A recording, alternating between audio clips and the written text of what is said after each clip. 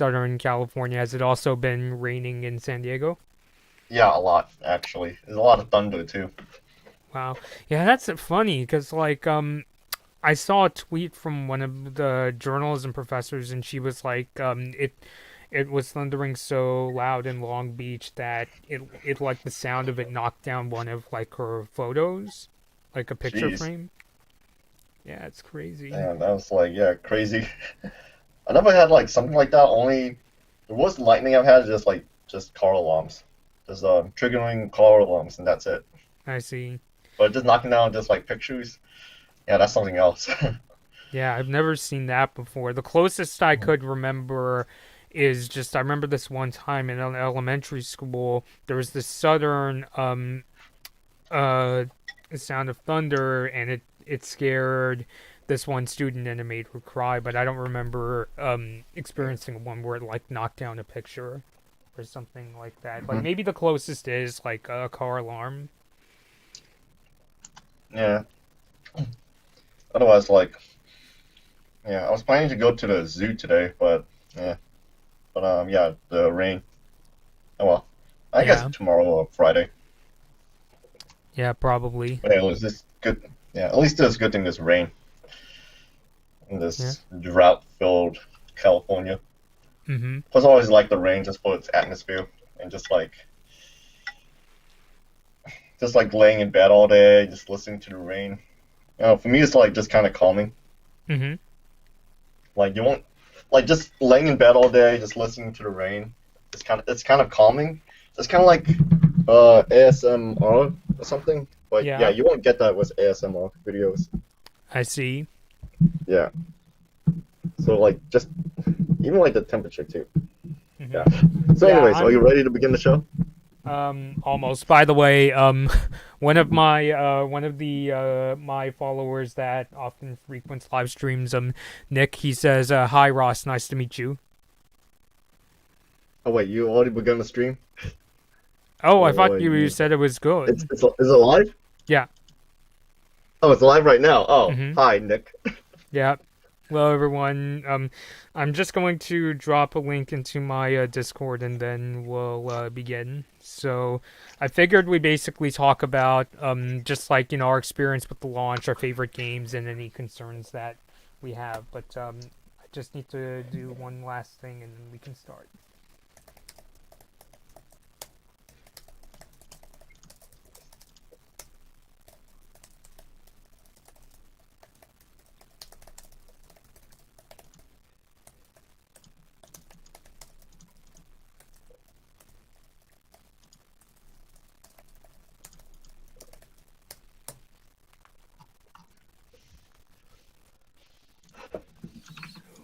Yeah.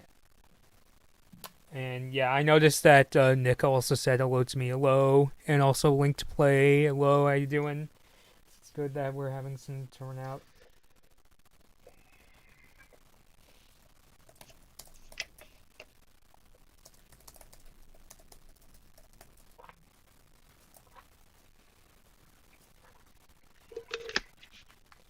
Okay, okay, okay. So now, oh, I see. Oh, Alan. Yeah, it's another one of our regulars. A link to play still Alan. Just changed the name for YouTube. So yeah, how you doing? So yeah, I think we could actually go ahead and start. So, hey everybody, Blood Moon Bobby here. I'm back again with my former college classmate Ross Siev here to talk about the anniversary, the fourth anniversary of the Nintendo Switch. So, how you doing, Ross? I'm doing good, Bobby. It's been a great 4 years for the Nintendo Switch, and it doesn't seem to be slowing down with both the company and consumers because the console itself is still super difficult to find alongside PS5s, Xbox Series X, and any PC ports. So, yeah.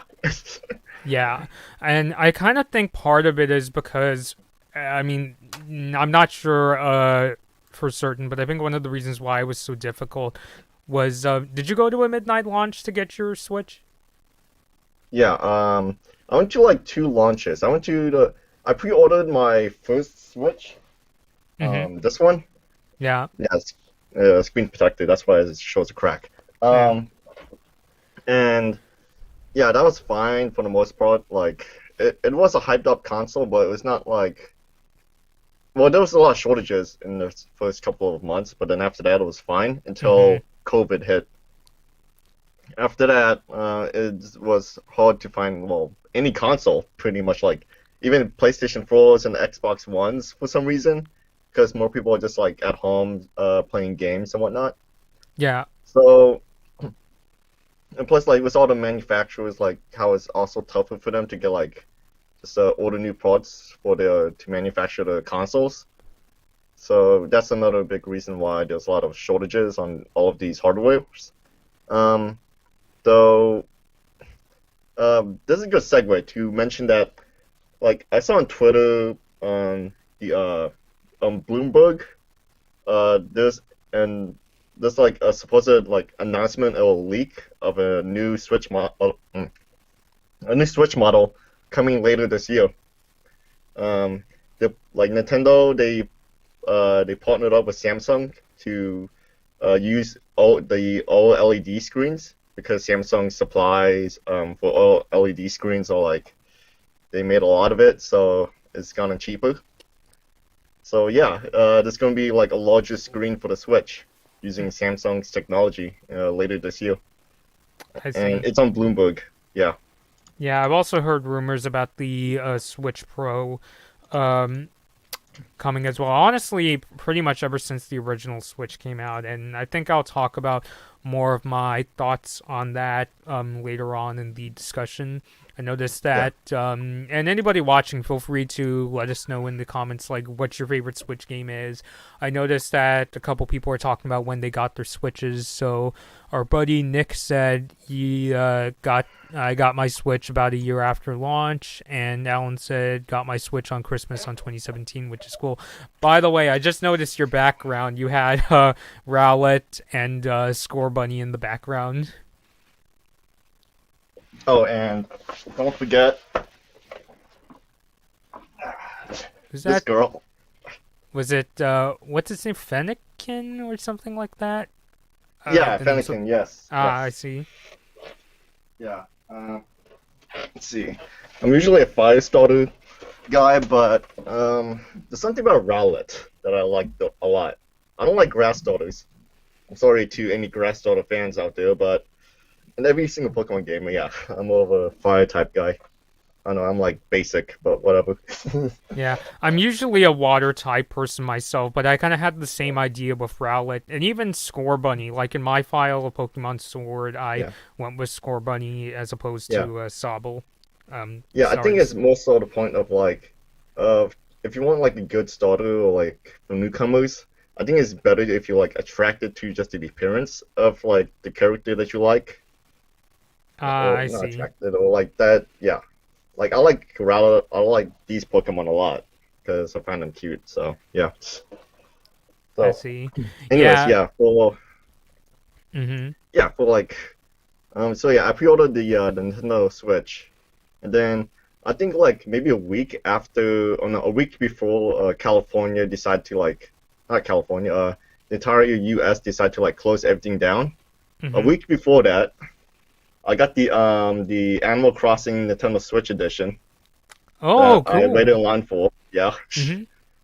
like the funny thing is like when I was waiting in line, the second person like next to me said we were talking about like COVID, about how it's happening overseas and how it was affecting a lot. Mm-hmm. And the person next to me like thought is he thought it was going to be like every other disease that came before, like every other disease in the news that came before, like mad cow disease and SARS and Ebola and all that, which is not like a huge deal. So I guess that aged poorly. Yeah. Because now it's like Nintendo Switches and everything's closed and all the dust and whatnot. But yeah, um, but yeah, uh, but yeah, like the reason I bought two Switches is because like wants to keep at home and wants to like just take around and travel because that's one of the main reasons I love the Switch a lot over like any other console because it's like yeah I could just play it in the car or on an airplane. I've done that like plenty of times and that's like one of the main appeals of Switch. Even though like some of the games graphics aren't as good, or the frame rates aren't good. But it's a good trade-off, I'd say. That's why I'm hoping that the upcoming Switch model will kind of be like the new Nintendo 3DS, where it'll still play the old games, but the newer games is like it will have more processing power and stuff like that. Have you ever seen the graphics on of Hyrule Warriors on the old 3DS and the new 3DS, Bobby? I think I heard somewhere. I heard with not with Hyrule Wars, but Fire Emblem Warriors that it ran pretty Yeah. poorly on the original 3DS systems, but on the new 3DS it runs a bit better. Yeah. Yeah, on the new 3DS, there's like more enemies on screen in Hyrule Warriors and less enemies on the old 3DS for that game. So yeah, that's why I'm hoping with the new Switch is gonna be at least marginally better. But now I'm kind of kicking myself because it also means that I might have to buy a new Switch, or I could just continue waiting until maybe a way better Switch that runs at 4K or something, or 1080p comes out. hmm Yeah. Yeah, yeah, I'm also hoping for that too. If anything, a Switch that. It's funny, during the Wii U generation, I was worried about how the Wii U. I was such a naive person. I was like, oh no, the Wii U can't run 4K, so it must be doomed. But what I realized is that at the time, most consoles couldn't play games in 4K. So what I learned from the Switch actually, which it did get some third-party support with games like Doom and Mortal Kombat 11, is it's not that it needs to be exactly on par with a PS4 Xbox One. It just needs to be the hardware just needs to be competent enough that it could run decently. So something like Doom um may not look as pretty as the PS4 version. I've played both the Switch and PS4 versions of the game. PS4 using PlayStation Now, and may not look as pretty or run as smoothly, but it's still nice that I don't have to be right in front of the TV. It could be something I could take on a car trip or into my room when the TV's being occupied, and I could still play Doom. So I am hoping for something like that. I'm also hoping. I've also been having. Do you have some of the hardware quirks, Ross? People have been reporting, some people, I should say, I don't know how widespread it is, but the cracking, the Joy-Con drifts, and the bending. Um. So when I pre-ordered the Switch, Mm-hmm. when I told you about it so many years ago back in college when I pre-ordered it, and you asked me which colors that I pre-ordered, Yeah. I only pre-ordered the black controllers. These are new controllers, new Joy-Cons for it, Mm-hmm. because the black controllers, they got drift, and then Uh, after I sent it in to Nintendo, mm-hmm. a week after I sent it, a week after I got it back, it began drifting again, but way worse. So I'm like, okay, fine, you win, Nintendo. You get more of my $80. I see. I'm gonna buy new controllers. Screw it. Mm-hmm. So I mean, I'm gonna hate the day when my Animal Crossing Joy-Cons are gonna break. So, oh my god, yeah. That's Yeah. why it's when Nintendo got that class action lawsuit about the Joy-Con drifting, I'm like, yeah, go for it. I'm yeah, okay, yeah. It's because don't cheap out on this stuff. And I think it's mainly new hardware in particular too. Just pre-ordering new hardware just usually leads into some issues. Like the whole Xbox 360 Red Ring of Death days was what the not newest models. The the models that you get on launch day are more susceptible to breaking. Mm-hmm. So same thing with the Switch. And right now it's even PlayStation 5 controllers are reporting to have drift issues. Yeah. So yeah, it's so for me, after I got burned so many times by these hardware issues, now I'm just gonna now it's PlayStation 5 and Xbox. I'm just gonna wait, and for the Switch, when the new model comes out, I'm just gonna just wait and see what everyone has to say about it after a lot of use and time with it. Yeah. So yeah. What I am hoping is, so in my case, my first couple pairs of Joy Cons also drifted, so I ended up buying new ones. And the reason I wanted to emphasize that I'm not sure how widespread it was is because I talked to most of my friends. Only one of them also had the Joy-Con drift issue, and I noticed that Nick said in the chat, Joy-Con drift is so annoying for me. So I'm wondering, does that mean you also had Joy-Con drift as well? I kind of had a suspicion. So Nintendo's got all these lawsuits from the States, and there's also like a continent-wide investigation in Europe regarding Joy-Con drift. What I'm kind of suspecting is like maybe what Nintendo is doing is maybe they're saving up their R&D for either a Switch successor or a Switch Pro, where they're gonna have the Joy-Con drift issue resolved. It just kind of reminds me of with the original Nintendo DS. The first DS, which I had a really strangely designed hinge. It was like really complicated. I also thought it was kind of fragile because I dropped it once and the hinge got damaged. It didn't break the system, but it damaged the hinge. Whereas with the future DS systems, DS Lite, DSi, and even the 3DS, they simplified it to.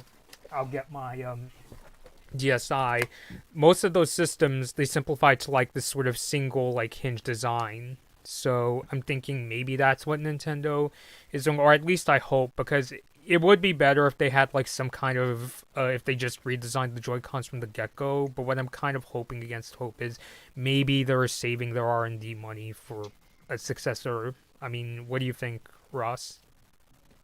Like I said, I think we're like the beta testers for these new hardware that comes out.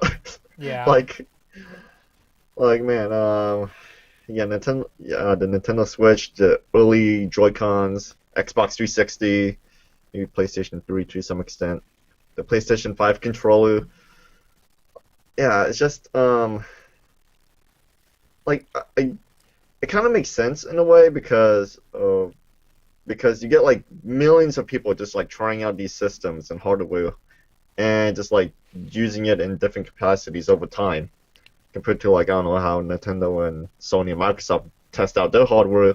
Like I don't know, they test it like constantly fiddling around with it for like many months or whatever. Mm-hmm. But yeah, well, it's like just normal players or like some guy who just stays at home all day and just like plays games all the time, just like slowly quickly whittling that away that like Joy-Con. Um, I think, like I said, it's better if you just maybe wait. Like I don't see the point in just pre-ordering consoles anymore after like not just like after the Joy-Cons, but like right now it's like the PlayStation 5 and Xbox Series X. I'm like, not that many good games out on launch day, and you already got like all these other games that's like you could play right now. So, yeah. Yeah, I see. I noticed Yeah. that Alan said in the chat, rubbing alcohol and Q-tips is probably in every Switch owner's drawers in case of drifting joysticks. Yeah, I don't do that. I just, well, I do clean my controllers. Though rubbing alcohol and just trying to fix it myself is, yeah, it just leads to some issues. Or that, or it just doesn't work at all for me. Um, Even then, it's like, I don't know how the heck Nintendo tried to fix my Joy-Cons. Like, I don't know if they just no, they don't replace it because I do notice like some of the markings on my controller, like it's the same when I got it back. Mm-hmm. So I don't know how it just like quickly broke apart again. Yeah, I I'm guessing heard. they don't use alcohol. Or maybe they do. Yeah, I mean, I've heard for some like controller repairs, Nintendo put like a piece of like conductive foam in the controller. Yeah, obviously that does not help at all. But at least it is kind of funny, like how when the lawsuit began, Mm-hmm. Nintendo started offering like free controller repair and also extending the warranty for it. Yeah, Just like right after the lawsuit, like right after they announced it, because I'm guessing like Nintendo knew that they were like they had no case, or like they were like in deep trouble or something. yeah. So, but yeah, it's like it doesn't help that these repairs just suck and Mm-hmm. just doesn't work at all. Yeah, and I think what might also turn off some people is it may be kind of sketchy to send in Joy Cons for repair right now. Because, like, me personally, if I have drift issues again, I'm gonna be really hesitant because I mentioned in our Fries video that I had to send in my Nikon DSLR to the U.S. headquarters in New York, and my camera got stolen. So I'm like, oh no, I'm not gonna risk having to do that for like my Switch Joy-Con. So it's like so it's for me it's a huge turn off. Um, yeah, to send it in. But yeah, I just hope that like I'm hoping against hope. And by the way, I know that iFixit did a video kind of explaining why a lot of current controllers are breaking down, and they go into much more detail than I ever could. So if anybody watching wants to check it out, just go search it up on YouTube, where they go into more details. But in lighter news, I also wanted to talk a bit about you mentioned your launch experience with the Switch. Yeah. Yeah. Which launch? Because you for the very first model or for the Animal Crossing version? You could talk about both. I don't know if there's much to talk about. Like, I do remember just pre-ordering at like GameStop, Mm-hmm. at the Westminster Mall in Orange County. Yeah. Um, and just like during launch, so it's like it was so the GameStop was like located within the mall, Mm-hmm. which means like the mall and it's an indoor mall too. So the doors to that mall was locked, Yeah. but so I just but like I do remember like the day before I asked the employees like, oh, are you guys open on like that launch day? And said, yeah, just like call us if you ever need to like go through the doors of the mall. I'm like, okay. So that day is I called them up, and then an employee came, opened the door for me, and let me inside. Mm-hmm. And then, oh yeah, sorry, noodles. And then like there was only a line at that GameStop, but instead of just me just like waiting in line with like other people just to pick up my Switch Mm-hmm. because like I'm already going to get it anyways. So what I did is just like I just waited nearby the doors where the mall entrance where people like are planning to like go in and to GameStop because I know like maybe most of those people are just there to go to GameStop to pick up their Switch, and that's what I did. I just like stood nearby the doors to like open the door for them and let them in. Like the employees didn't need to ask me. I just want to do it by myself. And yeah, after waiting in line and picking up my Switch, I was like so happy. I bragged about it to my friends. Just and then like after I got it, I'm like posted a selfie of myself. I'm like, oh hey, I got a Switch, guys, and everyone like all my friends were like, Ross, you mother flipper, you, Yeah. I hate you. Yeah, and yeah, right. I also pre-ordered like the Legend of Zelda Breath of the Wild Collector's Edition, which it came with a if I have it, no, not yet. It came with a case, the Sheikah tablet case, which is really nice. I still use that case a lot just to like transport my Switch and my games with it. Mm-hmm. And man, I really hope like the sequel also has like another collector's edition. I'm gonna be all over that once that comes out. I But see. yeah, and yeah, like I see a lot on Twitter. I see like a lot of posts on Twitter about like how about just people reminiscing about Breath of the Wild, Mm-hmm. and yeah, like man, Breath of the Wild. Like I was in the middle of just playing this other open world game that's sort of like it, Horizon Zero Dawn, Yeah, I've but heard of then that Breath of the game. Wild just completely took over like my entire months because like every day I was just playing that game, Mm-hmm. just exploring and trying to do like all the dungeons, try to complete like yeah all the dungeons and try to find as many of those Korok seeds as I can until I found out there was like 900 of those damn things in the game. So I was like, okay, I'll go up to like this many to like upgrade my character or something. Then I'm just like I'm out after that. No, which I eventually did. Like I did all the dungeons and did like all the store pieces, got all the memories before I tackled Ganon.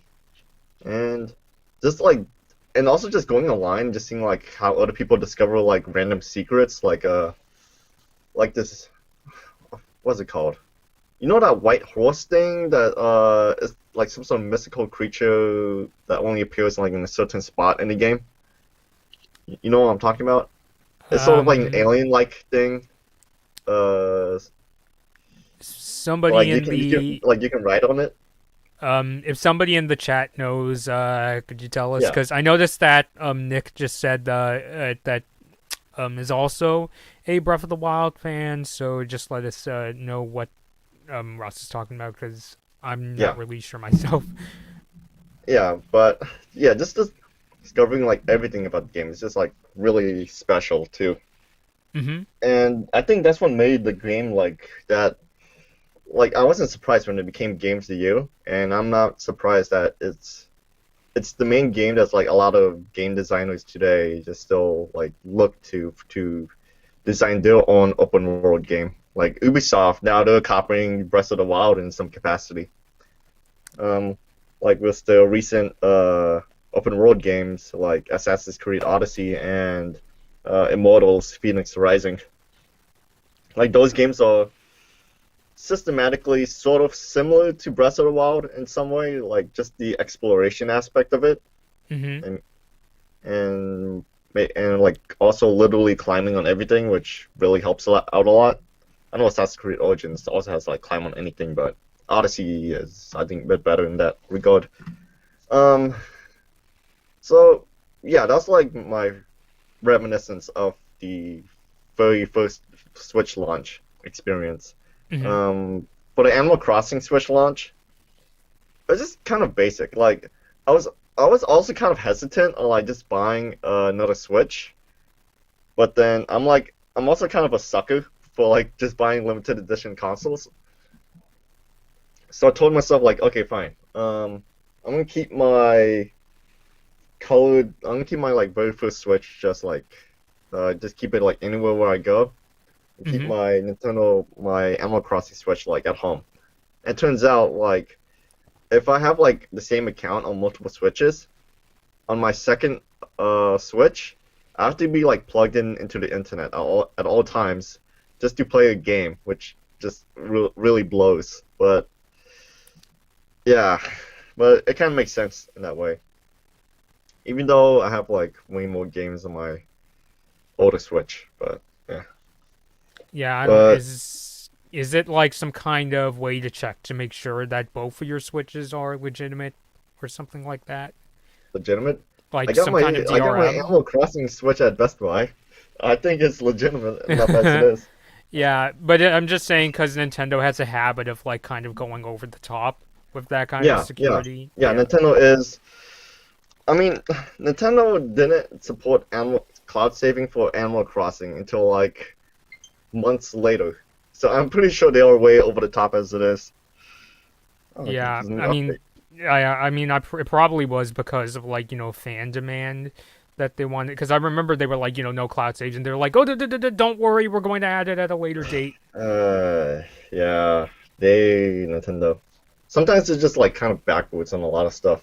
Hmm. It's weird, but I'm guessing it's like Japanese conservatism in a way. I guess. Well, yeah, it was like even like how some Japanese games like they don't allow streaming for it. Like they don't allow streaming like through the like console, through the console, but it doesn't stop like some people just like still uploading cutscenes on YouTube. So yeah, Yeah, it's I weird. mean, I kind of get the sense compared to Sony, Nintendo is kind of more, shall we say, old-fashioned when it comes to Hmm. like how they manage things like online and things like Yeah, that. online and yeah, stuff like that. Yeah, Yeah. yeah, it's Um. pretty weird. Yeah. But yeah, Um. Bobby. So how about you? Um, so how about like you and your reminiscence with like your Switch on its launch day and whatnot? Like I know that you and I showed you my Switch like years ago back in college and also bought over like all of my amiibos for Yeah. you to like scan onto your game Breath of the Wild.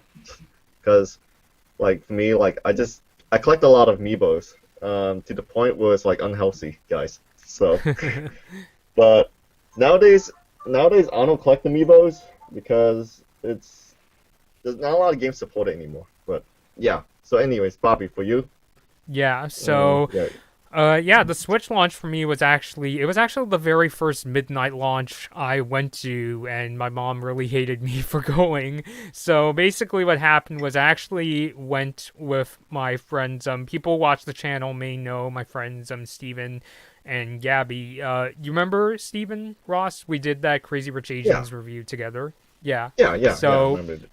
he picked me up from our college, and then we went down to this Vietnamese place in our hometown, and we also picked up our other friend Gabby and had some dinner there, and then drove down to the local GameStop, and basically, yeah, we just ended up like just hanging out outside for midnight to come. We watched are you familiar with a Disney Channel shows called Star versus the Forces of Evil? Are you talking about those pictures behind you on your wall? Yeah. Yeah. So yeah, I was so we were just catching up on the second season because it took me a while to catch up, and so we were watching all the episodes. We bumped into a friend from elementary school who was like running around the city trying to find a Switch. I hope that he was able to. It didn't sound like he pre-ordered because he just kind of like stopped by, and I don't remember what he said, but it sounded like he didn't pre-order. I actually Um, remember yeah, let me turn down my audio a bit. When I went to go pre-order it, like it was right after Nintendo had that. Remember they had that presentation in Japan where they were talking about the release date and price. I remember I was just like shaking because I was nervous about if I was going to get one, and I was able to and paid the down payment. And so launch day comes, midnight comes. I remember there was a guy next to us who was like, "Merry Switchmas," and yeah, something I've learned from that going to that launch of that particular GameStop. I mean, I don't know if it's just because I live in a relatively small city, is that the line didn't really start to get big ish until like very close to midnight, like around 11:30 was when more people started showing up. There was this person who was cosplaying as Link who was like waiting along with the line, and so launch night comes. I also bragged on social media. I put up a picture on the my channel's Instagram saying I got the Switch, and unfortunately I couldn't unbox it until the next day because I wanted to do an unboxing video for the college newspaper's YouTube channel, and so I filmed it, and we got Breath of the Wild. Funny enough, we almost got I don't know. We almost got Just Dance instead because as I was kind of hesitant because I suck at Zelda games. But my sister is the one who could beat like really challenging and difficult games. Like she's the one who could beat like Dark Souls and really wants to play the Demon Souls remake. So yeah, I tried getting into Breath of the Wild. I think my sis had to help me beat the first boss. I didn't really start getting into the Switch until the port of Mario Kart 8, Mario Kart 8 Deluxe was released for the Switch, and of course more games started to follow. So, yeah, that was basically my experience of the launch of the Switch. I mean, it was so really cool that it was the first time I went to a midnight launch, and Gabby herself actually ended up getting a Switch. I think her boyfriend got her one for like her birthday or some sort of celebration, and she's been playing like Animal Crossing on it ever since. I mean, just New Horizons has basically become like the game that has like helped I think a lot of like Nintendo fans get through the pandemic because it came out like right around the time when the pandemic started to get really crazy. So yeah, that's just basically my experience with the launch. yeah, I really, really miss like midnight launches because it's a way of like everyone just getting together and it's at night too, so everyone's like more chill and relaxed, Yeah, and you just want to like just get the console and go home. So it's like gives way for more like just random conversations with strangers and just more fun with stuff. Like I've been to like a lot of midnight launches for like various other games, like a lot of different games. And midnight launches is just special. Like the PlayStation 5, I know this like Nintendo stream and all, but I can't just stop mentioning like the current situation with like PlayStation and the Xbox. Like Yeah. those midnight launch, like they don't get a midnight launch at all. Like like the PS5 and Xbox Series X, like you can only buy it online, and that's not special too. That's and you have to like compete against like everyone else and like scalpers and bots, which is just oh man, no. Like you can't just walk into your Best Buy, down like maybe $20 on as a deposit, and then just wait. No, just gotta just constantly refresh that store page. And that's why like I like how the Switch was handled because of course obviously this was like before COVID, Hmm. and though it was also like Nintendo being Nintendo was like console shortages like well I mean there's always a console shortage like in the first several months when the console comes out. Sorry, Excuse talking a you. lot. Yeah. I don't have COVID, anyone. I'm just letting you know. No worries. I don't go outside a lot. I'm playing Call of Duty all week, so I'm good. Okay. Anyways, um, so yeah, with the Nintendo Switch, it's just like you mentioned, like just putting a down payment. That's also like it's kind of like a sort of a stressful headache too, because like you don't know when like this gonna start doing like deposits. Like you could call the store or like you gotta like call them up every day, ask them like, oh, are you doing a deposit? Are you going to do a deposit? And yeah, it's like yeah. I just miss shopping at retail a lot just for my games and consoles. Usually, now I just go on Amazon or like just go do a lot of shipping on Best Buy. So yeah, Yeah, I mean, one of the reasons I didn't go to the PS5 like any midnight launch was because of the pandemic. But maybe in a sense, it's kind of not the pandemic. The pandemic's horrible, but yeah. waiting might The, do me good in that maybe it'll give like Sony time to come out with like a better controller. Sort of like what they did with the PS4, where they later added another controller with mhm. like where they put the little light strip on the touchpad. Talking about this one, you're talking about PS5 controller or the PS4 controller? PS4. Yeah, so I'm kind of Yeah, this is hoping. the latest one. Yeah, Yeah, yeah. there's like a little light that shows up like on the top of here where my thumb is showing. Hmm. But yeah, it's kind of neat, but not that interesting to me. But Yeah, it does, at least you get to actually see it instead of just like looking at the reflection of your TV. Have the just see the light bar. But yeah, you didn't there was no. Also, you didn't mention something about like the PS5 midnight launch. There was no midnight launch for the PS5 or Xbox Series X. oh. There's like all the like you can only buy those consoles online, no matter what. You can't like you can do store pick. You can like buy it online and ship it to the store, but you can't just like go into the store and buy it, which Okay, I is a see. real shame. Yeah. Hmm. So yeah, it's just like, in my opinion, just like wait a year or so till Yeah, things cool down. Yeah. I see. But otherwise, like, man, for the Nintendo Switch, um, well, we haven't gotten to that yet. So yeah, yeah, I'm just hoping that the next Switch will at least everyone will learn the lesson or something. Just try to fight scalpers, pretty Yeah, much. and And even though the Switch is selling really well even during the pandemic, I'm kind of hoping that maybe Nintendo waits until after the pandemic so that, there's no, worries about scalpers and that kind of thing. Because yeah, it's really crazy how, like, even if I get Facebook post in advance saying, "Hey, GameStop is going to be selling PS5 at da da da time," and then it's like literally when the second it hits whatever time it is, sold out. Probably because scalpers picked yeah, them all up. yeah. I mean, Nintendo's still making new Switches too. Like the whole, the Mario Special Edition Switch was like the special dock and the special controllers. Yeah. Yeah, and also the upcoming Monster Hunter Switch Edition, Oh. which has like the special Pro controller and the dock, and I don't know about the Joy-Cons. I forgot about that. But Yeah, and those are also like getting sold out like within the hour it comes online, Hmm. which is a real shame to be honest. Because actually, do I even want a third Switch?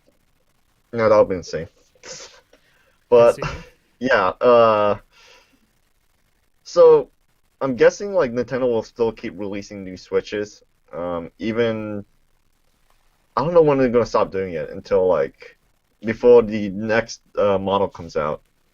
So maybe like around the summer, I guess, or when they announce a new one. I don't know, Yeah, and but even hopefully it's like then, yeah, and even if they make like a Switch successor, they may still come out with models of the original Switch, kind of like how Nintendo released the Wii Mini, even though the Wii U was out, and they came out with the new 2DS XL, even though the Switch was already out there. So yeah, there's still the possibility.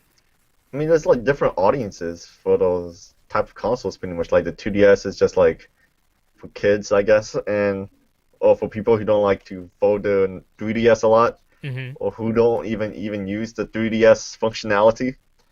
And for like the Wii is like always sells like hotcakes no matter what. Compared to the Wii U, which just sold like I don't know, just like dirt pretty much. It Just so barely, it terribly. couldn't even get Yeah. to 20 million units, like not even GameCube like sales. Yeah, oh, yeah. And then that's why they had to make the Switch after that, which is yeah, they learned a lesson. Um, Yeah. so yeah, well, like I am suspecting that they're going to stick with the new model of the Switch, once they announce it, instead of just like maybe they're going to like just try to keep selling the old Switch models because obviously people want a Switch no matter what. Hmm. So until like that stock runs out, and then they're going to just stick with the new models from then on out. Well, that's my best guess. Yeah, I see. So, I guess we could go into talking about some of our favorite Switch games. I know in the Fries discussion you really wanted to talk about Pokemon. Was it about all the new games that was announced at the recent Pokemon Direct? Yeah, yeah, yeah. Pokemon Snap was my childhood pretty much. Even though I never owned the game, I Mm-hmm. recall just playing it a lot. I like at a bank that had like a demo of it. Was yeah, it's weird. But yeah, Pokemon Snap like in the brief time I played it, it was like one of the greatest things ever. Yeah. And then I played other like sort of photography games that had photography gameplay. I don't know if Dead Rising counts, but so yeah, for new Pokemon Snap, it's like just my childhood coming back. Though I'm kind of wary on it because like the standards for like just I don't know, it's just some like games has risen up dramatically. Mm-hmm. So if it's just only like when you watch the like the gameplay trailer, they say it focuses more on like replayability to the same levels. Like the higher your photography rank goes up, different the Pokemon that usually comes out will like start doing different behaviors, which is just it sounds good, nice in theory, but like you're still like going on the same on rails area and just like doing the same thing, like trying to time your shots perfectly and all that, which I think may work, but uh, I'm not sure. Is But it is it just that you don't want it to be like too repetitive, where it just feels yeah, like you're yeah, doing the same thing? yeah. Mm-hmm. I feel like it might be too repetitive for me. Like I'm pretty sure like other people will like it, but for me it's like even though Pokemon Snap was my jam, uh, it's like even with like the photo customization is not gonna be is still gonna be like just a small experience. Like I think they're selling it for like what $60, which just seems like I don't know asking for a lot just for like just that type of game compared Yeah. to like other $60 games like what they just announced like Pokemon Legends Arceus or Arceus or however you pronounce it, Mm-hmm. and also what's the other Pokemon game? Oh yeah, Pokemon Brilliant Crystal. Or Brilliant Diamond. the oh yeah, Brilliant, yeah, yeah, the remakes of those games. Yeah. Yeah, I've seen like a lot of comments online where just a lot of people are just kind of disappointed by just the visuals of it, and just like of just both games because like some people were comparing the remakes to the Legend of Zelda remake that came out on the Switch. I think it was called not a Link to the Past. Man, what was that? What was that called? Link's Awakening. Yeah, the chibi style, the top-down chibi style. Hmm, I see. Like I'm guessing a lot of people were expecting was like those Pokemon remakes to at least look a bit like Pokemon Sword and Shield, just like in that type of gameplay, and not Right. like yeah, not like just like like visual updates, you know, which is yeah, it just kind of makes sense. Like, but I'm guessing yeah, and also like the developers for those remakes aren't Game Freak either. It's like it's some other studio. Let me look. I forgot who it was. Let me look it up. Pro remake. Who is it? Yeah, it's like some people are just divided over the graphics, and even though graphics aren't supposed to be everything in the game, Hmm. I don't know, just looking at the remix is just kind of like sort of I guess it looks fine. I mean, I'm still gonna play it, but I'm gonna play it reluctantly. I'm gonna play with just like a not a hatred, but for like but be like, well, it's Pokemon, so Hmm. I guess I'm gonna play it. Yeah, Yeah, I see what you mean. Um, yeah. yes. Then for the Pokemon Legends Arceus, I'm actually surprised they finally the Pokemon lore has finally decided to go way back in time because like all these Pokemon games throughout like every single entry, they keep referencing like stuff that happened like way back in the past, like way back in the past, and I'm like, yeah, that's interesting. Can I get a game out of that? Like, and and I'm just like finally excited just to see one in action, even though it just like once again the graphics just looks it looks okay. I mean, it's coming out in like what next year? Like oh yeah, early 2022, which I hope they update everything. To be honest, but the idea of just like Pokemon, be, like I don't know if it's going still gonna be turn based, but it looks more like an action RPG in a way. Hmm. Where let's see, I don't know how to describe it exactly, but it's it's less turn based and just like maybe quicker paced, I guess. And it seems like with the Pokemon Legends Monkey, it seems like it's a new IP set like in within the franchise. So I am curious to see how it'll all like work together in that way. Like how it's going to separate itself from the mainline titles. So yeah, it's like I'm. It's also interesting that they also went like with a full Japanese aesthetic too. So yeah, I can't wait to see how that turns out. Yeah. So how about you, Bobby? What do you think of it? Yeah. So me being so I don't know if I've ever told you this, Ross, but I sort of have this kind of like weird relationship with the Pokemon franchise where it's like I like collecting the plushies of the Pokemon, but I'm not so good at the games. I sometimes watch the show, but at the same time, the two games that I'm most excited for are new Pokemon Snap and actually, more specifically, maybe Pokemon Brilliant Diamond because we had Pearl when we were kids on the original Nintendo DS, and new Pokemon Snap basically a very similar reason as you.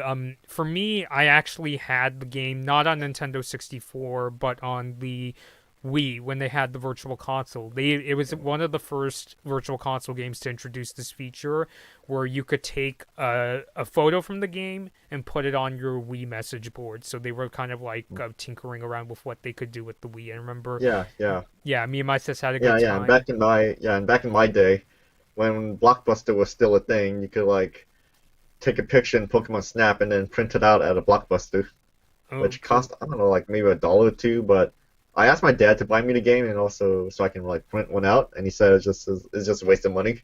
Oh, And now I'm like, ah man, he should have done it. I But oh well, see. yeah. Yeah.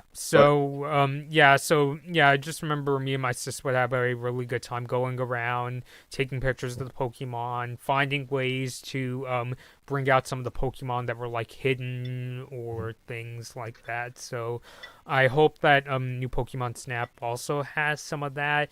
I was kind of wondering what kind of social features they might implement in the game, or if they were just going to stick to doing the thing where I was wondering if they might have a feature where you could transfer like pictures of the Pokemon to the Switch's gallery and post them on like Facebook and Twitter. So I'm pretty sure you can, yeah, because I mean, there's photo customization for a reason. And also, I think in like the trailer, you could also turn off the HUD, like turn off all the control button, the pictures of like the controls and whatnot, and then you can just like use your Nintendo Switch picture feature to share them online. I mean, it would be silly if you can't because that's like a missed marketing opportunity right there. yeah. Well, to get people to buy the game, yeah. hmm Yeah, so I think that would be really cool. And as for Pokemon Brilliant Diamond, so again, I mentioned that specifically because my mindset is me and my sis, we've played Pearl and Platinum as kids, and so I'm just like, well, I missed out on Diamond, so I might give Mhm. Brilliant Diamond a shot. And it's funny because I mentioned before I kind of suck at Pokemon, but something about the Gen 4 games like brings back a lot of nostalgia for me and my sis. Like that was probably the part of the anime. We didn't watch like a ton of the episodes, Mhm. but we really liked the episodes we did. My sis to this day, she likes to listen to the songs from like Jubilife City and Orenburg City, and I do as well. So it's mainly like a nostalgia thing, and I also really Mhm. like a lot of the Pokemon that came out of the Sinnoh region. Still to this day, Piplup is still one of my favorite Pokemon. So it's mainly for like a nostalgia factor, and also since I'd like to see if I could get through Brilliant Diamond at least a bit better than when I was a kid because I had a I had very little strategy when it came to the Pokemon games as a kid. It was always just look for the attack. I never used any other moves, and that's probably why I struggled big time. But like now that I have a much better idea, or maybe not much better, but like a better idea of how the strategy works. Brilliant Diamond is probably the one that I would give more of a chance. And you mentioned earlier how the two remakes kind of generated a bit of a mixed reception, and I was wondering why Yeah. because I put out this poll, which is not scientific by any means, but I noticed that at least half the people were kind of split on this idea of the remakes. I actually thought that more people were going to be excited because I remember a lot of people were saying, "Oh, the Sinnoh remakes are probably coming," but it is probably because, and anybody could let us know in the chat, like maybe it is because the graphics don't look nearly as good as something like a Pokemon Sword and Shield, and maybe it reminds them a little bit too much of the Link's Awakening remake. So do you think maybe that's a big part of I think why? like yeah, my first reaction when I saw the trailer was like, is this a mobile game? Mm, Because yeah, yeah, that was like my first reaction because the graphics, it's like I said, it's not what I expected. Like I had a feeling that the remake was coming, yeah. but I didn't know it was gonna look like that. I thought like I'm looking at the remake right now. It just needs wow, like just compared to Link's Awakening. Like Link's Awakening looks like a toy. Mm-hmm. This remake looks like well a mobile game pretty much. Mm, It's a mobile game without any microtransactions, so that's sort of good. But yeah, because there's a core difference between making a game for like a mainline game for like consoles and mainline game for like for handheld in a way.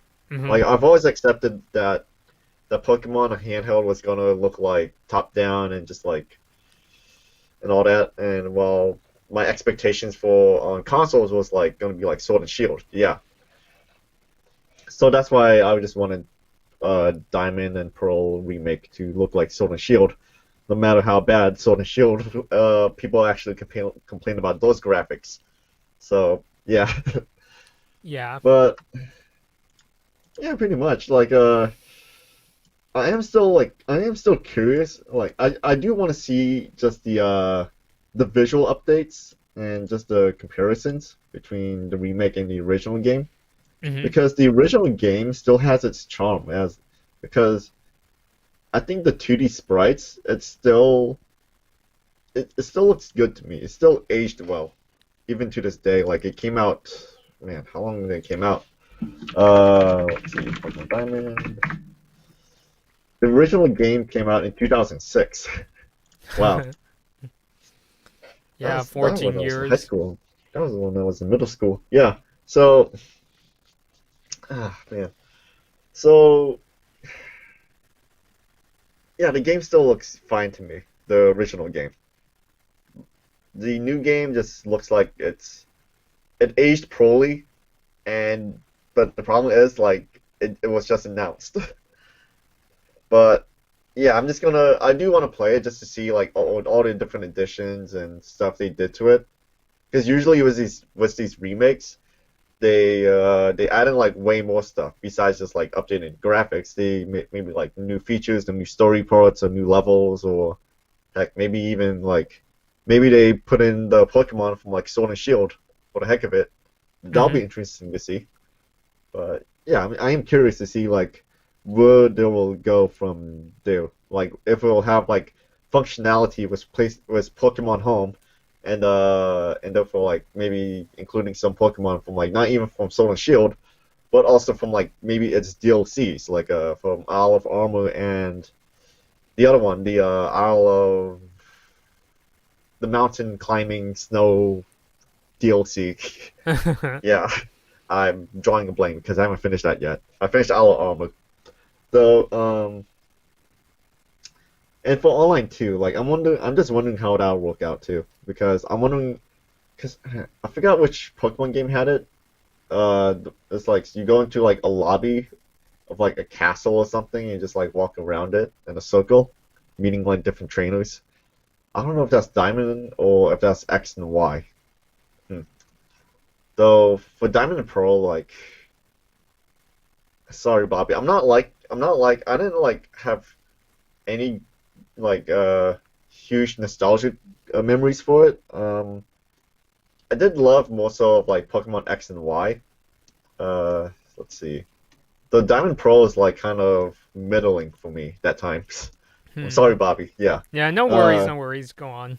yeah, because like I think it's just mainly the Pokemon designs, just and maybe the overall like structure of that like just of the Sinnoh region just didn't like excite me in some way compared to like X and Y were or black. No, yeah, even Black and White was like it was okay-ish, Hmm. but I think like I think the Gold and Silver remakes were really fantastic. Yeah. Yeah. Um, I'm surprised that they didn't do like a Pokemon Platinum remake, or maybe it's like a combination. Like the remake is a combination of it just brings in like elements from Platinum too. Yeah. So yeah. Or maybe do you think maybe they're saving platinum for something else? I would hate Nintendo and game and the Pokemon Company forever if they just release like Pokemon Ultimate Platinum or whatever. It's just like, come on, you already released like a remake. Why do you need a remake of like of an like an updated remake? That's Yeah. just no. It's like we're now in a time where it's like DLCs are now a thing, especially when Pokemon Sword and Shield has done it. So I don't know. Do you would you like to see DLC for the Diamond and Pearl remake? Like just I don't know DLC of like more looker missions or just like going to a new area. Yeah, I mean, I think that would be a good idea, just as long as they don't charge too much. Yeah, because I think the season pass for Sword and Shield was like $30 or $25. So, and those like, DLCs were like fairly big experiences in some way. Even though the main story was like 2 to 3 hours each. Mm-hmm. Though like just for the landscape, it was like fairly large. But that game was developed by Game Freak, anyways, and it was like way more contained in a sense too. Um, so for the Diamond and Pearl remake, yeah, I'd like to see DLC for it. Though I have, if they do announce DLC, I am incredibly curious on where they will take it because it could be interesting. Yeah. So hmm. The thing is, the main thing is that like I hope they update the visuals once it comes out. Wait, when does it come out again? Like late Uh, 2021. That's so, what Nintendo's site okay. said. So it's mainly aiming for a holiday release. Okay. Yeah. So I'm guessing that's the big holiday release then. No Zelda this year. No Breath of the Wild 2 this year. Hmm. Yeah. Yeah, Although, I guess. Yeah, I guess it can work in a way. Because they are like banking on like just because people do love remakes and like reboots and all that. I guess so. It's gonna be a huge seller. Especially as it can potentially pair along with like the upcoming new Switch model. Yeah. Um. So yeah, for Pokemon, that's I am excited about it, but I'm also kind of like cautious because I've been a long time Pokemon player, and sometimes I do agree with some of those people, those mean people online who keeps talking the same points over and over again. I I see. do, yeah. Yeah. Um. So Yeah. Oh, by the way, I noticed that Nick said earlier that you were asking about a character you're trying to figure out. Nick said the character was either called the Mountain God or the Lord of the Mountain Animal. Do any of yeah, those names? yeah, Lord of the Mountain or something like that. Yeah, Lord of the Mountain. I see. Yeah, weird horse-like thing. Hope, or or otherwise known as Satori, named after Satori Iwata. Oh, Yeah, I see. yeah, Yeah. or maybe a homage. Yeah. Mm-hmm. Okay. So aside from Pokemon, what would you say are some of your favorite releases on Switch, both first and third party? Like this year or like this console lifetime. Like since the beginning. The Legend of Zelda Breath of the Wild. I mean, it's a like I said before, it's a I've played a lot of open world games, and that was one of the best open world games I've ever played. And Mm-hmm. that's like a huge that's coming from me. It's like it's really huge because it's the type of game that really depends on discovery and also like player freedom. Like in a weirdly, yeah, it gives off like way more player freedom in a way. Just and it doesn't even like handhold the player too in some sense. Like you could just wake up and just go to Ganon straight ahead. Like I've seen a lot of speedrunners to do that. They just like start the game and just go to Ganon and like defeat the game right there, Mm-hmm. which is just insane. Yeah. But yeah, that's the thing I love with like that of Breath of the Wild is it's in a sense it's like sort of a sandbox, but in another sense it's sort of not. But it doesn't treat the player like they that they never played a game before. Is most of the game feels like they're treating the player with like a lot of trust. Like okay, we provide you these tools, and we provide you like all the sort of like different freedom of like climbing and like okay, if you want to do the ending, just then you can just do it. But it's gonna be very difficult if you do it. Yeah. Otherwise, you spend like maybe 30 to 40 hours just like exploring everything, discovering everything, like regain your memories, and just like challenging yourself or like putting on different clothes for like different environments. Yeah, it's like I said, it's the type of game where I believe that a lot of like games now are like looking to Breath of the Wild as like a good design document I for see. yeah, which is why like I played a lot of different other Switch games and nothing ever comes close to like the influence that Breath of the Wild has. Yeah. So Bobby, uh, what's your favorite game in this console life cycle? Yeah, so I think I'll go over let's say several of them. So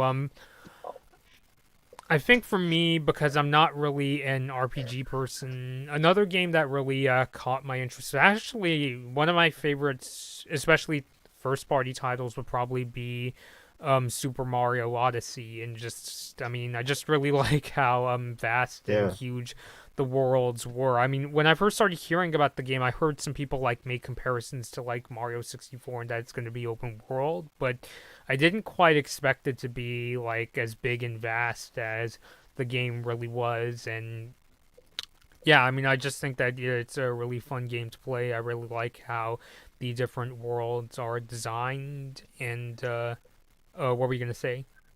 Yeah. I remember playing Super Mario Odyssey have you ever like I've gotten so good at the game I've learned how to speed run through some levels like just by making Mario backwards jump and then after that use his hat to throw and then jump on the hat and then like climb over some stuff. I also found out like there was this video online where someone actually discovered like some sort of secret in Super Mario Odyssey where he was doing that sort of technique and then he was rewarded with like a bunch of coins and like this weird spot. Let's see. I'm gonna share it to you.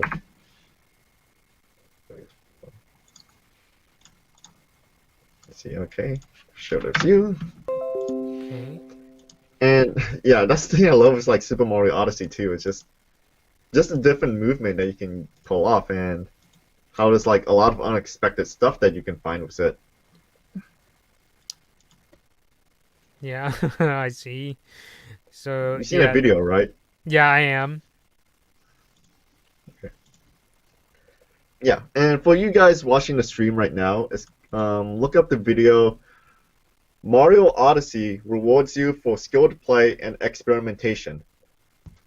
Once again, that's Mario Odyssey rewards you for skilled play and experimentation. The video has 4 million views right now. Hmm. Yeah, I also know the guy who uploaded it too. But beyond that, it's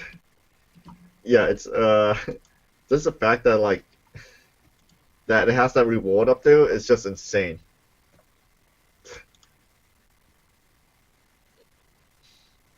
Yeah. Oh my God. Oh wow. Tons of coins. Yeah, which yeah, I'm surprised that they actually put that there. Hmm. But Mario Odyssey is also really damn good Hmm. too. Yeah, and Yeah, it also yeah, is. I wish they would make a sequel to it because there's a lot of potential they could do with it. Like I don't know, maybe even make like Luigi a playable character. Like where was he in the original game? He was just like as the balloon guy, which is fine because it provides a good way for for people to like test each other's platforming skills. But it's also like, come on, you put Luigi in like in that tiny of a role in the game. Come on, you got to give him something larger than that. And I don't mean like put him in his own game. Hmm. Yeah.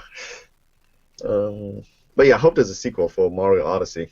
That has a lot of potential, because especially with like the movement system Yeah. and the stuff that you can do with it. Yeah.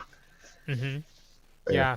So Hopefully. sorry that I interrupted you, Bobby, but yeah, hearing Mario Odyssey also pricked me up a bit. Yeah. No. No worries. That's really cool. See what else that I could bring up. Of course, there was Animal Crossing New Horizons.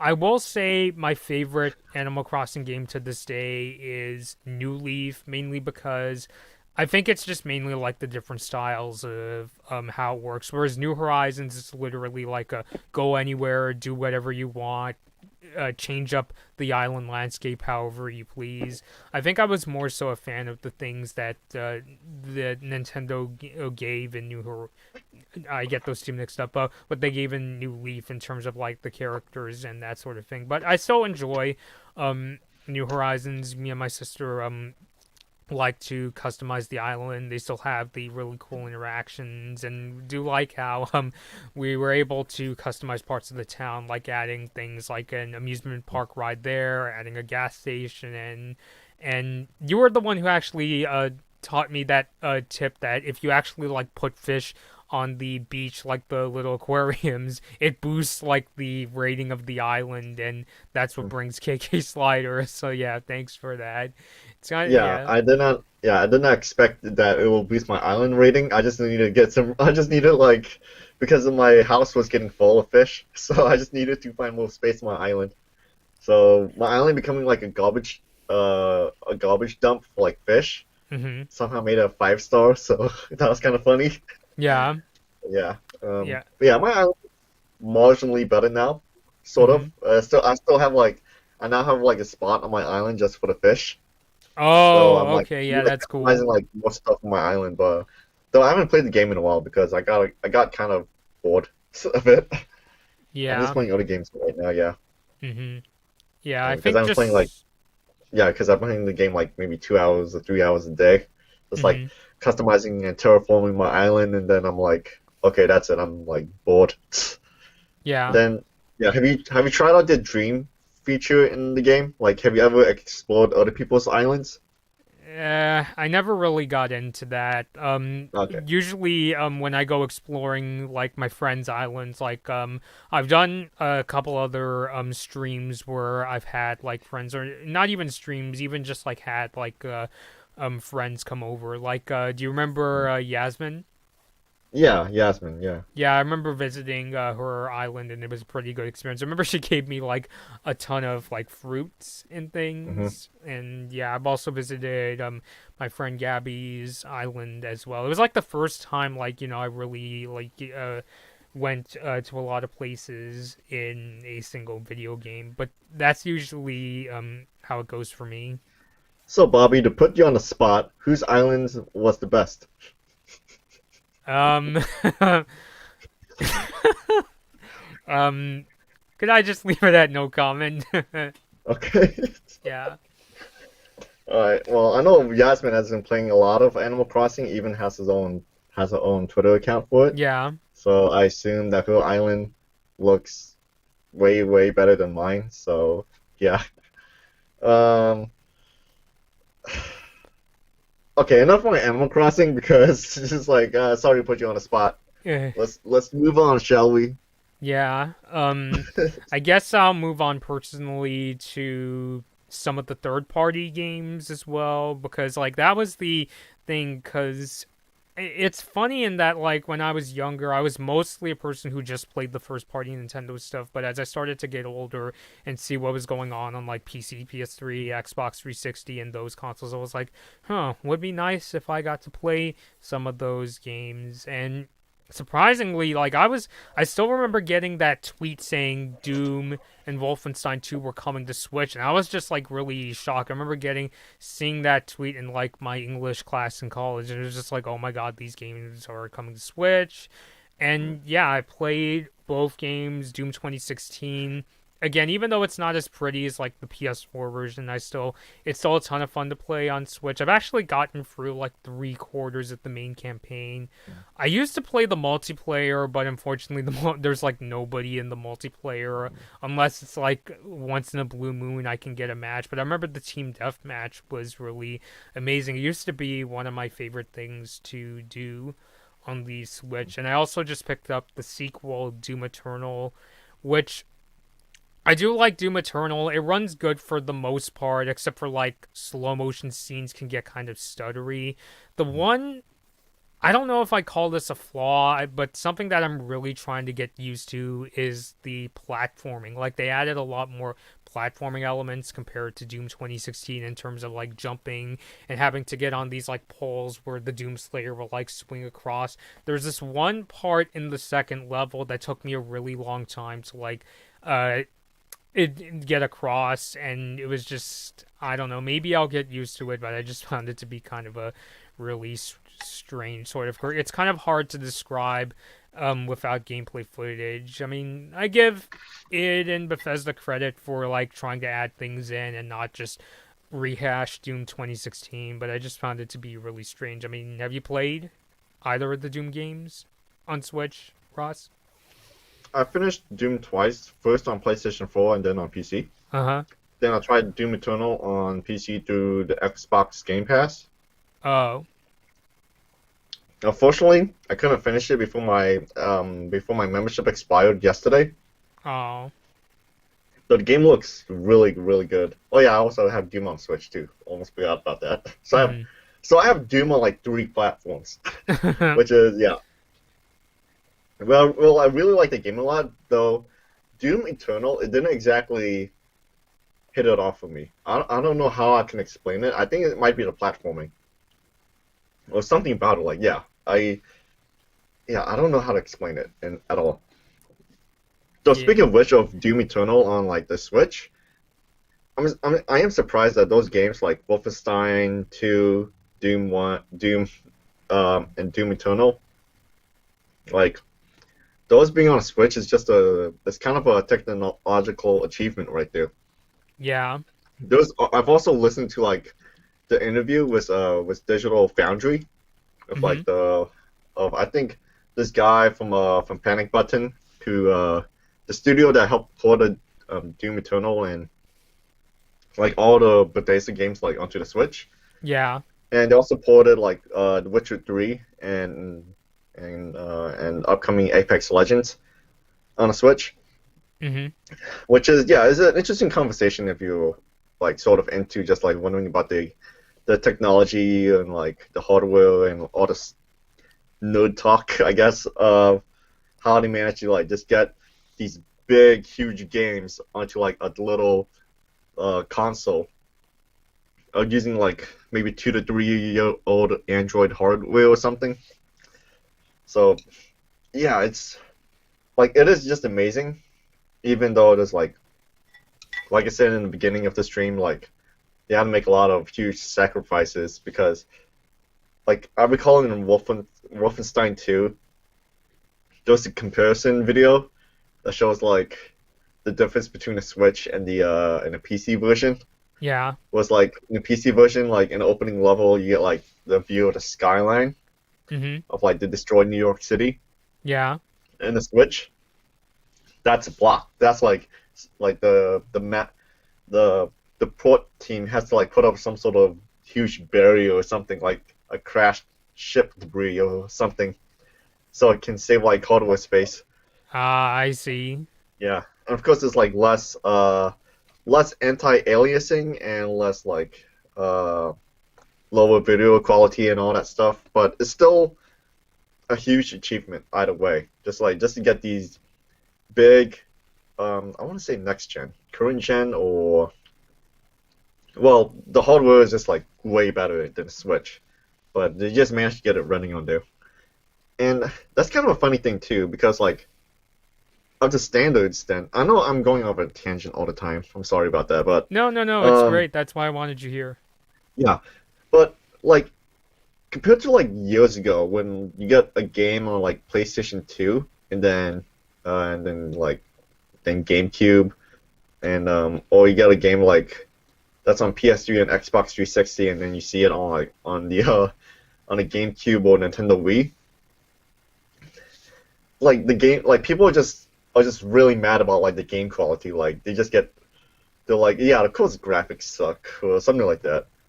But right now it's like the whole standards has like dropped off a lot because of the Switch just being portable. Like everyone, I feel like a lot of people has just accepted the fact that yeah, it's a Switch. It's like it's small, handheld, and you can just take it anywhere. That's a really good trade-off for like just like less frames per second and just less graphical fidelity.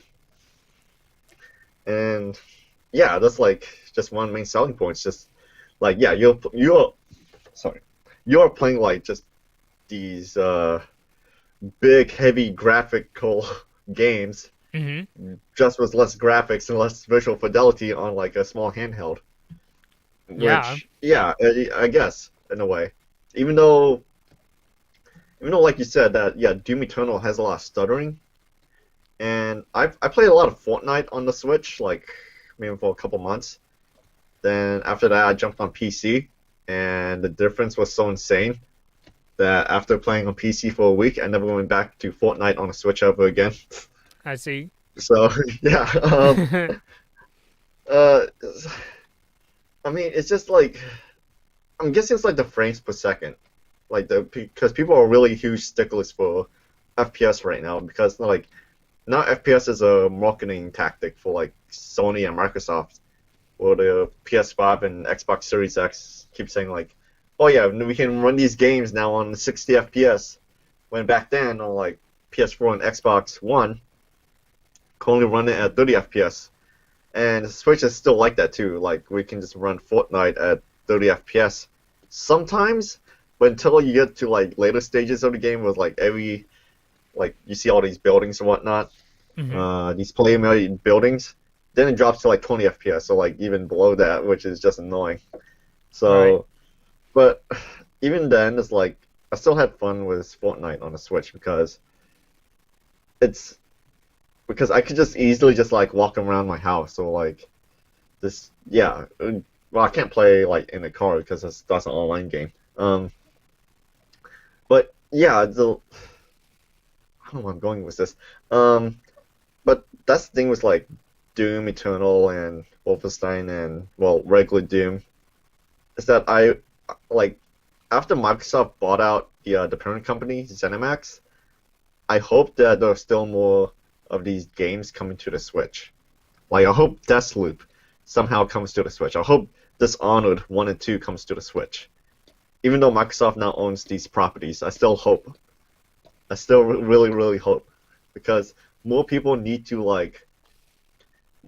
more people need to play these type of games because I feel like because there are people out there who just only play on the Switch, and I feel like they're missing out a lot.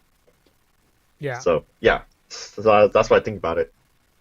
Yeah, yeah. I also hope that. I mean, I understand that Microsoft is in the process of buying Bethesda for the properties, but I hope they didn't, as far as I know, didn't say that it's not a case where it's like we're only going to release these games on PC and Xbox. It might just be a case where like Xbox may get the DLC first. I mean, I can't see them going as far as only on PC and Xbox because if let's say Elder Scrolls 6 came out on just PC and Xbox, oh my god, I think it would just be like World War 3 on like Twitter because you would have like, like the like PS5 players and just going berserk. So I in that kind of a case, I can't see Microsoft saying, no, no, no, Bethesda, you could only release it on PC and Xbox. I'm guessing it's on the current situation because like Microsoft was failing after. I do consider Xbox One to be a huge failure for Microsoft. I really consider it. I'm sorry to anyone. I'm sorry to like the two people out there in the world right now who are Xbox One fans, but I consider the Xbox One to be a failure. But I feel like because of it, Microsoft has changed the tactic to like getting all these different companies and also like releasing their games on Steam.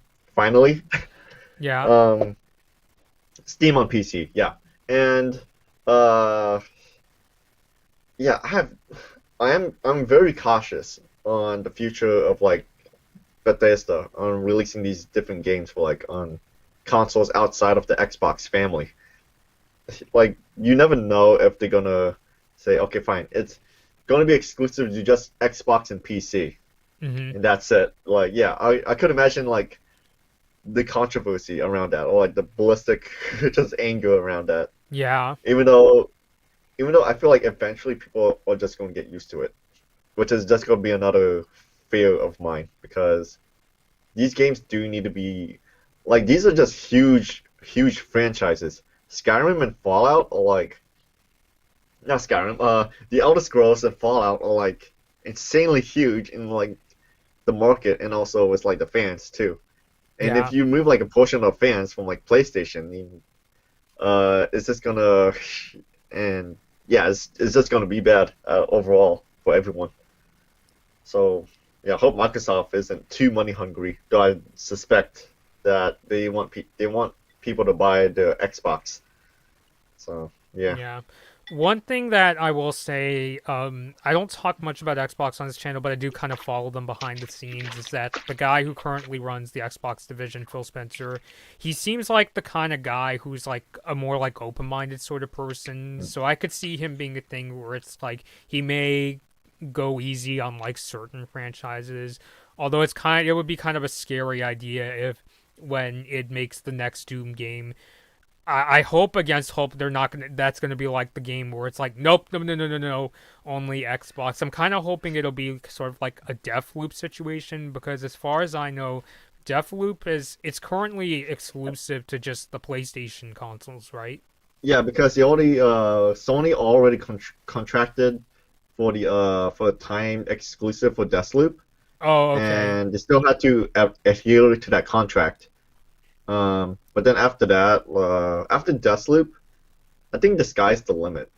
I don't know about Elder Scrolls Online and its future expansions, but yeah, but for like any future releases, like I don't know, the next Wolfenstein game, which is obviously coming, Yeah, or or the next Doom, which is obviously coming.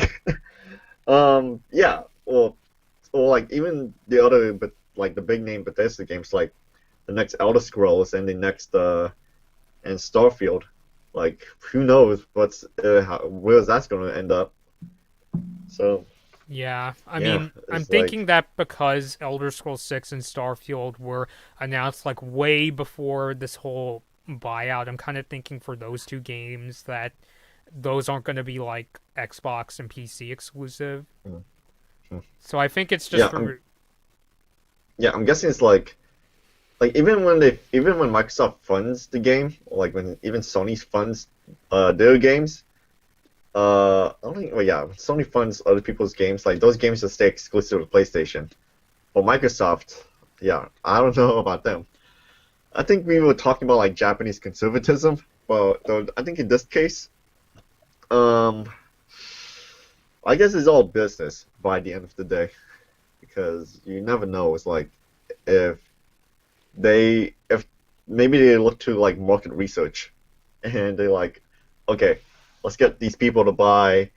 If these fans want to get like this big RPG like the Elder Scrolls, let's get them to buy our console for it. So yeah, uh, yeah. yeah. So Sorry, I interrupted you. yeah, no, it's okay. But yeah, so I think in my case, my opinion on the whole Bethesda thing is I can't see Microsoft being like no, no, no, you can only release our games on PC and Xbox. Like I can't see it being that like strict. But I'm just wondering at this point which ones are going to stay on Xbox because they bought Bethesda for a reason. Like I just can't see it just being a thing where it's like, oh, we just bought you for like a timed exclusive or just so we could get the DLC first. It's like, no, it can't be that either. So I'm just wondering at this point where where is Microsoft coming from basically? Yeah, Yeah. like I do know that Epic Games bought the Rocket League studio Psyonix, and Yeah. Psyonix said that like, oh yeah, we're gonna keep Rocket League on Steam, and then like maybe a month later or so, they announced that like Rocket League will be removed from Steam and will be exclusive to Epic Store from then on. Yeah. And now like I think 2 days ago, yesterday, they announced they were buying the Fall Guys Yes. developer Mediatonic, and Mhm. Mediatonic said like, okay, Fall Guys is gonna stay on Steam for now, or not for now. Just they just said it's gonna stay on Steam, and everyone was like, are you sure about that? So I'm guessing like with Microsoft is like, I mean, it could be the same thing that what they did, um, where Microsoft is like kind of skirting around the issue. They didn't really like made a full definitive answer when people Yeah. were asking like if these games are also going to come to PlayStation. They were like just skirted around the answer, which is kind of a red flag for me in a way. Yeah, yeah, because it could be a thing where like maybe for now Microsoft doesn't want the bad press because they want the public to like sort of be at least okay with this deal, Yeah. but it's just We'll let them forget until we're like until they finally announce like it's gonna be exclusive to Xbox and PC. yeah. Which yeah, oh man. Yeah, okay. So, yeah, so we talked a bit about the Bethesda games on Switch. One other third-party game that I actually kind of like playing on Switch is actually Mortal Kombat 11, actually. Although I would say with that particular port, that's an example where the Switch's hardware kind of limits the game. Have you played the Switch version of God, MK11? I looked at the gameplay of like Mortal Kombat 11. I pre-ordered the game already on PS4. Mm-hmm. Played it, finished it, loved it. But looking at the Nintendo Switch footage, like I'm like, this is, I'm. It's like one of the few times where I'm like, I know I talked about how like it's fine to like sacrifice graphics because you're playing portably, Yeah. but Mortal Kombat 11 is just looks like, oh my god, it just looks terrible. Like it just looks like I know they're trying to keep it at 60 FPS because it's a fighting game, Mm-hmm. but man, it's just like I even played Mortal Kombat 9 on the PS Vita, and that game looks fine for the most part. But like Mortal Kombat 11, like that game just like that game on like PlayStation 4 and like PC, PS5, and Series X, like looks really fantastic. Mm-hmm. So man, it's just like just that port is just depressing because I was Yeah. looking at a gameplay footage of like Arnold Schwarzenegger fighting, and like the hair and like all this stuff is like just very low quality and like maybe also bright, doesn't fit with the lightning at all. Mm-hmm. So yeah, it's yeah. I mean, I like Mortal Kombat and all, but just the graphics on the Switch, it's just it was just kind of laughable. Yeah, Yeah, I mean, from my experience, yeah, because that's the kind of thing where I think that would be a big setback, and maybe that's why. Because I remember when MK11 first came out for Switch, I was like, this is the same console that could run Doom, but the difference is that Doom runs at 30 FPS, and you're saying for MK11, it sounds like WB and NetherRealm took the approach of no matter what, like we got to keep it at 60, which yeah, fighting because it's a game. fighting game. Yeah, because like if you play online, you gotta keep it like flowing really well in a way compared to like Doom and all these other games where it's just like sort of slower paced, but for like fighting games like Mortal Kombat and such, it's like it has to be fast paced. Gotta get all the frames in, right? Otherwise, it's gonna be bothersome for the players, especially experts and whatnot. Yeah, so I kind of look at the Switchboard as a better than nothing, but I could see why Yeah, people might say, I'd rather play yeah, this on PS4 yeah. because They couldn't just port like Mortal Kombat 10 and 9. Like, why just 11? Like, they could have made some money on like the other games too. But yeah, whatever, I guess. yeah, I mean, uh, who knows? I mean, like Koei Tecmo's coming out with the Ninja Gaiden trilogy, so maybe they'll oh release Mortal yeah, Kombat X. Which yeah, I mentioned in a previous video that I'm really looking forward to playing Ninja Gaiden on Switch as well. yeah, Like that's yeah. one of the titles I'm looking forward to most. You played Ninja Gaiden? I have the first game on Xbox. The second game, I sort of played it, and then I have the third game on the Wii U.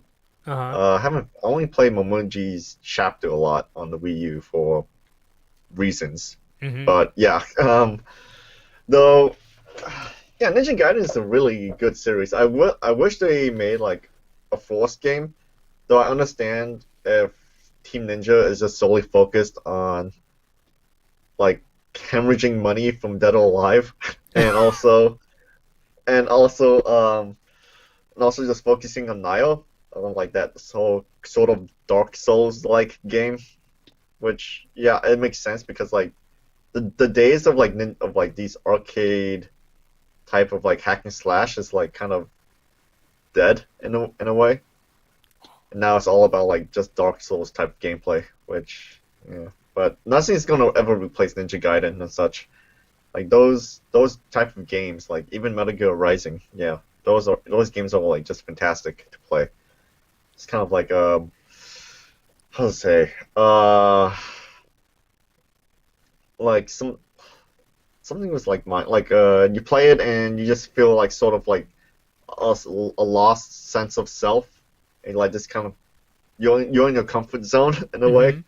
just hacking and slashing ninjas and monsters, and yeah, Yeah. compared to like Dark Souls where you're always just stressed out. Yeah. But yeah, even though Ninja Gaiden is like super tough, but I don't know, there's something just sort of fun with that game that I enjoy, and I can't wait for the remastered trilogy to come out. Yeah, I can't wait to buy it. Mm-hmm. Yeah, I think that's why I also don't really get into Dark Souls because I noticed the difference is that while Ninja Gaiden is like more about like the fast-paced action. Yeah, Correct me if I'm wrong, but I get the impression that Dark Souls is more of like a take your time, like even if you die yeah, 300 it is. times. Yeah, it is. Like Ninja Gaiden is fast paced, but it's also like there was a reason why they call some people call it like Ninja Gaiden difficulty Mm-hmm. because the games are like it was stupidly tough. Like Yeah. they like if you die a lot in the first game, there's a cutscene that shows us like they call you pathetic or something, and mm-hmm. then after they ask you if you want to lower the difficulty, which is like a huge like shame cone they give Mm-hmm. you, and then like every rating after that they just like shame you for like making the difficulty too easy. Uh, So yeah, I hope I hope that comes back in the remaster. So yeah, yeah. but but the thing is like with difficulty is like it's fine if you just want to make it easy because people just want to unwind at the end of the day and just play some games. They Mm-hmm. don't want to be stressed out all the time like and just die a lot and feel like a sense of like get that dopamine in their head when they finally achieve like victory on a single enemy or boss they took like 2 days to defeat. yeah. Yeah, Yeah, I could see where that's coming from. yeah, So, pretty but much. I was really happy to see that collection was announced during the last Nintendo Direct. What other again? Oh, were you gonna say something? No, I was just yawning. Oh, okay. So, yeah, that's cool. I mean, I might actually flip through my Switch collection and see if there's any others that I've missed. No Fall Guys was there. um, Oh, we're talking about the future of Switch now? Actually, yeah, we could go into the future of Switch, but there's still few games on the horizon, even beyond the ones that we mentioned. Even if some of them are like years away, Yeah. Like Bethesda, Bayonetta 3, or Metroid Prime 4. Yeah. Like Metro Prime 4, I'm like, man, if that game got delayed again or something. Like they had to reset development, which is kind of funny. Yeah. But it makes sense because it's better there's transparency for it rather than just giving us like a Cyberpunk 2077 situation or something. Yeah, Like no, that would no be transparency terrible. at all. Yeah. Hmm. Yeah, I mean, that's So actually one of the things I like about Nintendo is that they seem like they delay games when they need more time instead of just pulling a CD Projekt Red with like Cyberpunk. I've heard that like CD Projekt Red is usually very consumer friendly. It's just with Cyberpunk was the one time they slipped up. yeah, because it was mainly the executives who wanted that game to be out, like by the holidays, no matter what. They Hmm. wanted it to be out. Like, and I speculate that they wanted to be out because of the upcoming next gen hardware, like PS5 and Xbox. And Yeah. also it was the holidays, no matter what. So they want to take advantage of that. Hmm. And it did work in a way because they made back the development budget. Yes. Though it didn't work like with the consumer trust because man, that game like that was just a travesty. I had a feeling it was gonna happen too. Like I don't pre-order like these huge marketable games anymore because of the executives. They just get like too reliant or something, or just too I don't want to say greedy. Though yeah, just too reliant or just like they just want the game out no matter what on holidays. Hmm. They just like either sacrifice a lot of features like game features or the game is like just super buggy. And for Cyberpunk, it was just both. It was like a lot of features they hyped up but never came to fruition, and the game was just super buggy and crashes a lot. Would have worked well for the Switch, in my opinion, but eh. I mean, do you think the game would be on Switch? I'm honestly too scared to find out. Like, what would it run if they released it on Switch? I mean, CD Projekt Like, Red put out The Witcher 3 on Switch, but I'm just like, Like, yeah, I'm just like, I Like don't yeah, the know. PS4 version of Cyberpunk just looks like it's on a Switch. It just looks like it. Yeah, And I'm surprised, like, wait a minute, that's a PS4 version? That's like the graphics are just terrible. It's like the person's face is all like just a square, literally a square. yeah, it looks really And blotchy. and Yeah. the FPS is like goes down to like 5 FPS. Hmm. Are you sure it's not on a Switch? Yeah, it's just like it's like a Switch version, but a really awful version Yeah. at that. So Yeah.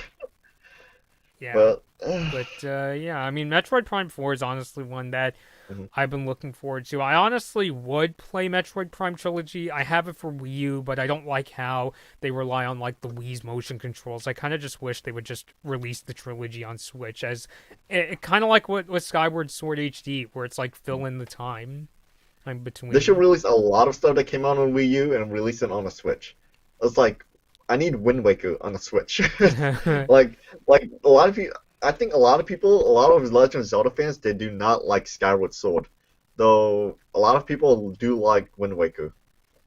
And I'm like, yeah, that's a missed opportunity. Just release Wind Waker on the Switch. Like no one's gonna buy a Wii U just for Wind Waker right now. And I don't think a lot of people are gonna buy like the Skyward Sword, or no, I don't think a lot of people are gonna buy a Switch for Skyward Sword. Though maybe they might buy it out of like morbid curiosity or something. But man, I played Skyward Sword like on my Wii. Hmm. I got the special edition that came with like the golden Wiimote. Yeah. And also came with like the extra adapter to allow like for better motion detecting, I guess, for like sword stuff. Um, I got like halfway there, halfway into the game until it introduced like a lot of backtracking with like every single environment. Hmm. Like I looked up a guide, and after that, like I saw like a lot of those like yeah, do a lot of backtracking on everything, and then I was like, okay, I'm out. Like Uh, I'm not gonna play this game anymore. This is like it's just painful for me. I see. Yeah, so yeah, they should at least port over Wind Waker and Twilight Princess Hmm. at the very least, which is kind of a shame to be honest because like out of all the Legend of Zelda games, like Skyward Sword was understandable because it was the next game, but also like I guess okay. Man, wait, what came out after Skyward Sword? Just Breath of the Wild, pretty much. I think. Yeah, okay, I guess so. Mm. Yeah. Otherwise, I'm just yeah, just kind of I'm not gonna get it. I'm not excited for it. Though if someone out there is excited for Skyward Sword, maybe anyone in the chat, and I can't see chat, but I assume they all say no. Yeah, well, just So let us yeah, know. I'm in the chat if you're interested. yeah. Yeah. I mean, then what else is there? Bayonetta 3 is still a while away. Kind of talked about Breath of the Wild too. Yeah. Um, Um, uh, Going off on a little bit of tangent again. mhm. Go You've ahead. seen you've seen like the announcements for Final Fantasy VII, right? For the remake, like how they like demake the remake of the original. Uh, It's, tell it's tell me more. I don't really follow the Final Fantasy VII remake, but it's like, what's this about demaking the remake? let me show it to you. It's pretty much like the Final Fantasy was it 14 or yeah 14 or 13 game was like they made it like a chibi style and it's on a Switch. Well, this Final Fantasy remake, yeah, it's also sort of a chibi style. Let's see, remake. Where is it? What's it called? I do know this is gonna be Final Fantasy Battle Royale game on mobile, which is like why a Battle Royale game for Final Fantasy. Um, oh, here we go. Final Fantasy VII Ever Crisis. It's coming on PlayStation, though. I can see it coming on the Nintendo Switch because it looks like it doesn't need that much graphical fidelity at all, I and it's see. all it's mostly let's see, Final Fantasy VII of Crisis. Yeah, I can see that coming to the Switch. Man, what else did they announce? Oh yeah, the Super Smash Bros. Character from Xenoblade Chronicles 2, which I sort of played, but then it's like the voice acting and then like the character design was just too much for me. Um, you played a lot of Smash, right?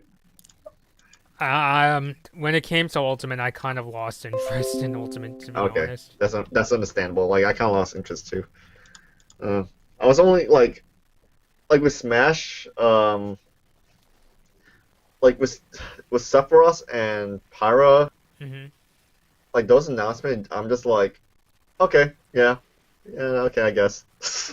But with Minecraft Steve, I was like so excited and like just ecstatic. Hmm. I was, but yeah, and I think it's because of Sephiroth and like the Xenoblade Chronicles 2 character. They seem like sort of safe bets in a way. Yeah. Safe announcements, safe characters to put in the game. And like if they and not to like obviously I'm American, so I'm biased for American characters. But like I would love to see like Crash Bandicoot in the I don't know Master Chief in Smash. Like this is supposed to be like representing like all these different type of like video games. Hmm. So just putting like Xenoblade Chronicles 2 makes sense because they haven't had like any proper representation in Smash yet. But for Sephiroth, like why? I guess. Like I know he's popular, but you already had Cloud. Come on. Ah. Yeah. I mean, yeah, I don't So know. I think that would actually be kind of cool if they put Master Chief in the game. yes.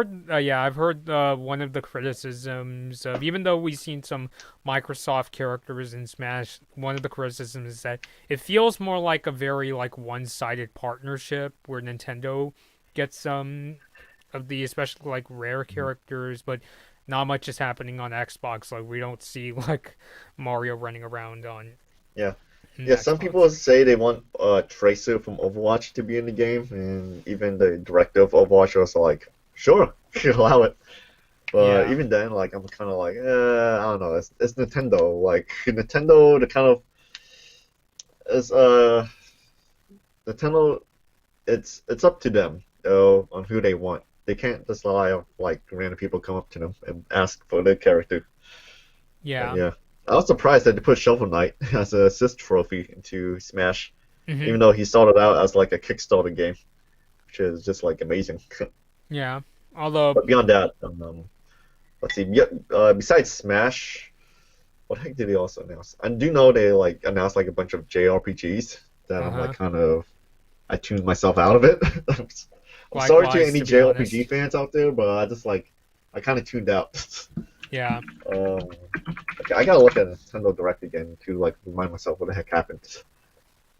Oh yeah, Splatoon 3, Bobby. You play a lot of Splatoon, I know. What No, did you think that's about it so far? no. I've honestly never played Splatoon. That was more of Oh, my okay. sister's thing. Like I Okay. remember, yeah, she played a lot of the original Splatoon on Wii U, but then she stopped because the snipers were just too crazy. Hmm. But yeah, Yeah, it seems like Splatoon 3 is going for a slightly different tone, or a crazier, or like sort of more post-apocalyptic in a way, but also see the new city though. It kind of reminds me of Hong Kong, or like just all these different stores and like the closing in of like the walls, the walled of city of China.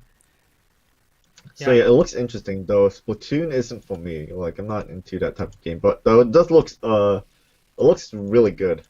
What they showed off so far. So can't wait to see more of it, even though I'm never gonna play it. So yeah. sorry to everyone who is a Splatoon fan. Sorry to your sister Yeah, who might be watching. Yeah, because my first impression, like you mentioned, post-apocalyptic. When I first saw the opening of the trailer, I was like, "What is this? Like a Mad Max game?" Because it Yeah, just kind of reminded me of Mad Max Fury Road. And then I see the Splatoon characters, and I'm like, "Oh, I see. It's the next Splatoon." yeah, yeah. Let's see, what else they announced at Nintendo Direct? Oh yeah, they announced an expansion pass for the Legend of Zelda Dynasty Warriors game, the Hyrule Warriors Age of Calamity Hmm. expansion pass. $20. There's gonna be like two expansions with like more characters. Um, I don't know how the heck you're gonna add more characters anyway. So it does it does seem interesting that they would announce an expansion pass for it, even though like the game is mostly fan service for Breath of the Wild fans. Hmm. So I don't know how the heck they're gonna add more characters to it. Maybe just like just, without going to spoilers too much of the of Age of Calamity. I'm guessing they're gonna use like other characters from like other times in the Zelda franchise. Yeah. So yeah, I wasn't expecting an expansion pass for it, though. Now I'm sort of excited. Hmm. Hmm. And let's see. Oh yeah, they announced like other ports of like JRPGs and Ghosts and Goblins, blah blah. Let's see, Ninja Gaiden. Let's see, visual novels, Salt and Iron. Oh yeah, have you played the Animal Crossing update yet with the Mario stuff in it? Oh, I didn't. Oh, I must have forgotten. I mean, I was actually looking forward to it. I was just the date must have slipped my mind since I made my last video. Yeah. Yeah, I've heard that like some people really made the islands like just look like a Mario level Hmm. already, which is just like okay, they work fast on it. Yeah. And there's also the matter of like, and speaking of Mario, like Nintendo has been upping their whole Mario celebration. Like besides the limited edition console that we talked about, Yeah. there's also this game. Right? Oh, it's too bright. The Mario trilogy remasters. Yeah, the The 3D All Super Mario Stars, yeah. 3D All Stars, yeah. Hmm. Um, which is for some weird reason, Nintendo just made it like time limited to buy, which is okay, I guess. Weirdly, I'm guessing it's a way to like sell a lot of copies for like, because otherwise people are gonna miss out. Um, let's see what else. There's also the whole that remaster plus the new expansion of Super Mario 3D Land or 3D World. Hmm. They came out like 2 weeks ago or 3 weeks ago, I guess. Haven't played it though. Yeah, Me neither. because because I think Super Mario Odyssey just kind of like what's it called? It kind of like made me prefer that movement system over any other Mario movement system. Maybe other than Super Mario Sunshine. Hmm. Yeah.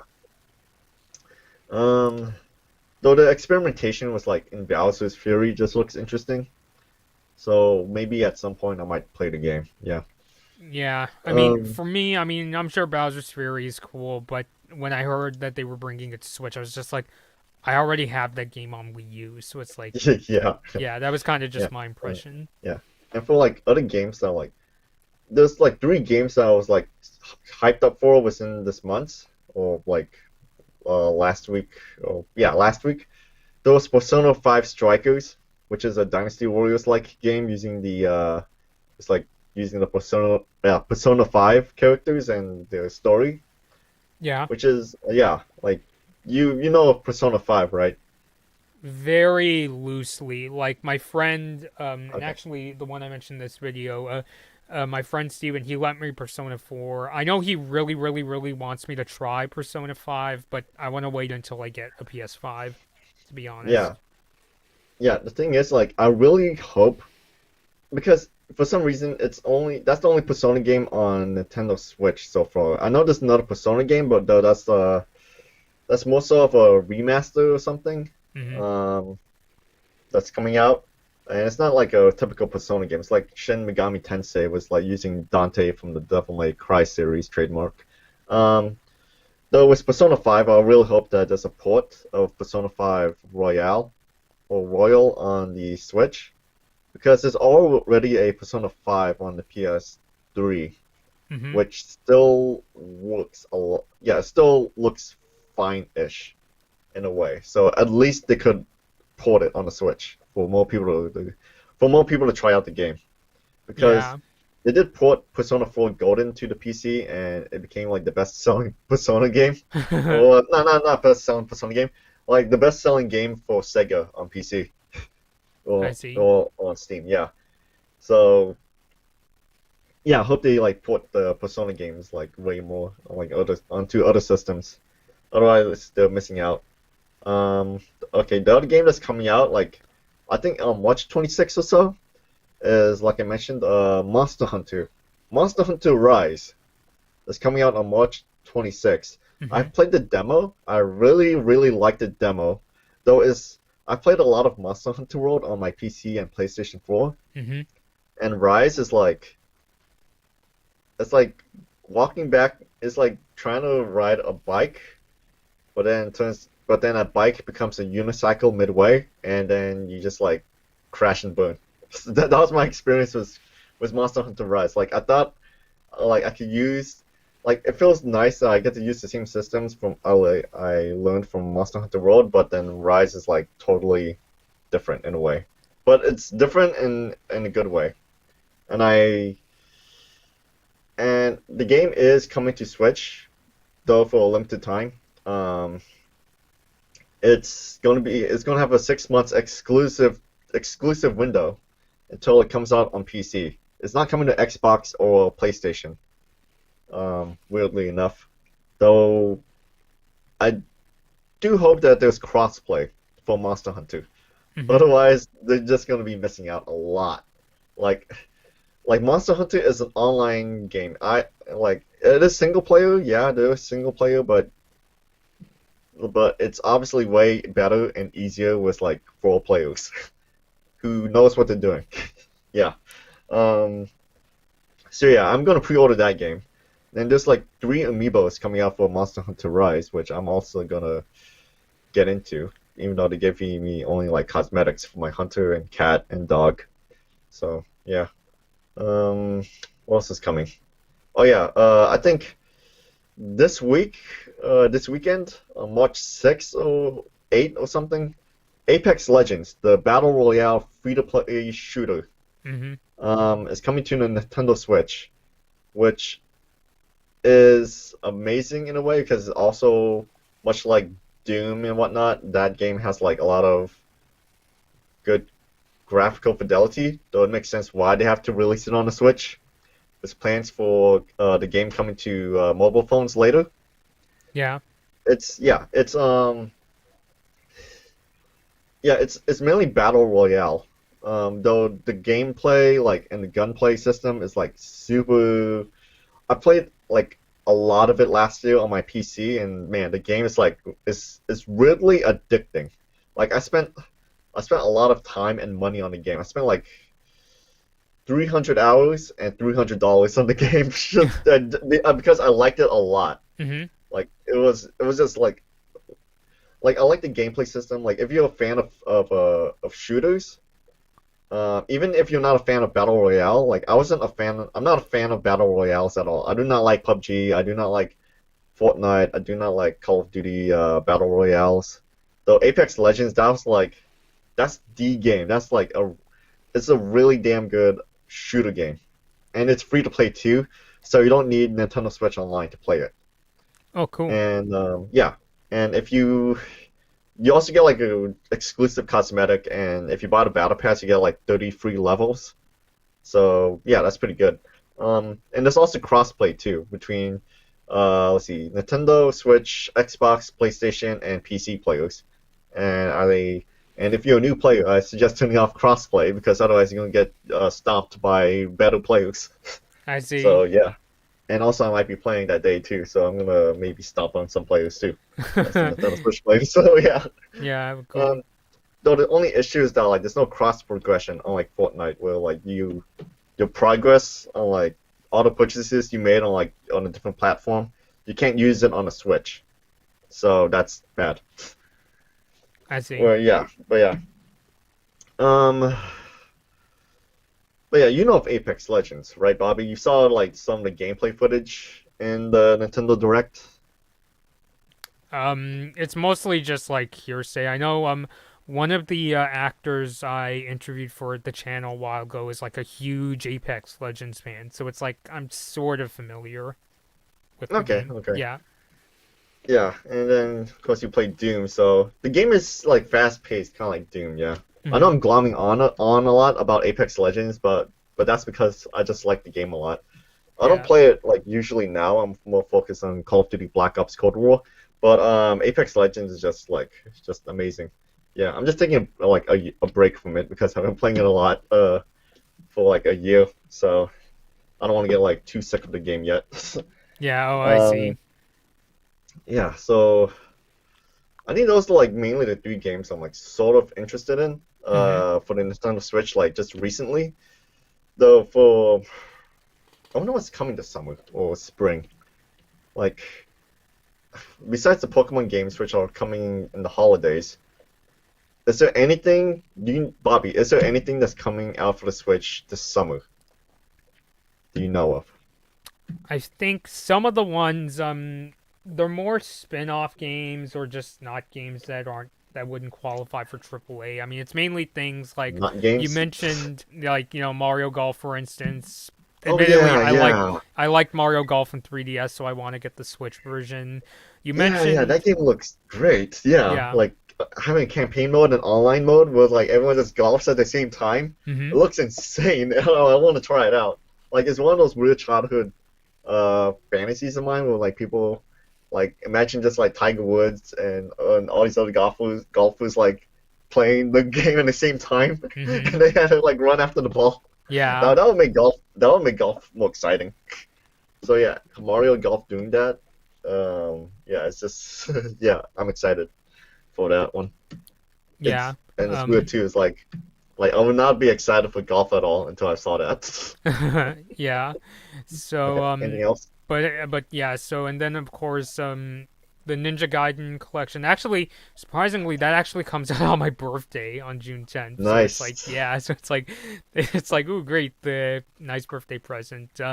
I know you mentioned Hyrule Warriors. I never got into Hyrule Warriors, but I'll be honest, I kind of got excited when I saw Samurai Warriors 5. It's like, yeah, I've played Samurai Warriors 3 and a little bit of 4, but that's like the game I sort of play when I need to take a break from like AAA games. So I'm probably gonna pick that one up too. Hmm. Um, this Mm. I'm not planning on picking up, but I was surprised to hear it get localized. Was those Famicom Detective Club games? Like my jaw Hmm. dropped when I heard about like those games because I remember. Do you know Gaming Historian? Gaming historian. I know of internet historian, but not gaming historian. Yeah, gaming Uh, historian Norm Caruso, he basically does like a bunch of videos talking about like video game history of like Sega, Nintendo, and Sony. I remember hearing about Famicom Detective Club in his Famicom Disk System video. mhm. So yeah, when I heard that those were getting localized, like my jaw dropped. I mean, I was like, I mean, I don't think I'm gonna pick that up because I'm not into those kind of games. But I was just surprised to hear that like Nintendo is like, yeah, we're going to localize those games because I mean maybe somebody could correct me in the chat or maybe you yourself, Ross, because like I mean because it as far as I know, like the Famicom Detective Club games, they aren't. It's not like a Mother 3 situation where it's like, every, like, a lot of Nintendo fans were like, please bring this game over. Like, I kind of saw it as more this bit of history, of gaming history that not too many people are aware of. It's like, yeah, Nintendo's like, yeah, we're bringing those over outside Japan. So I was just surprised to hear that they're bringing those games over and remaking them for the Switch.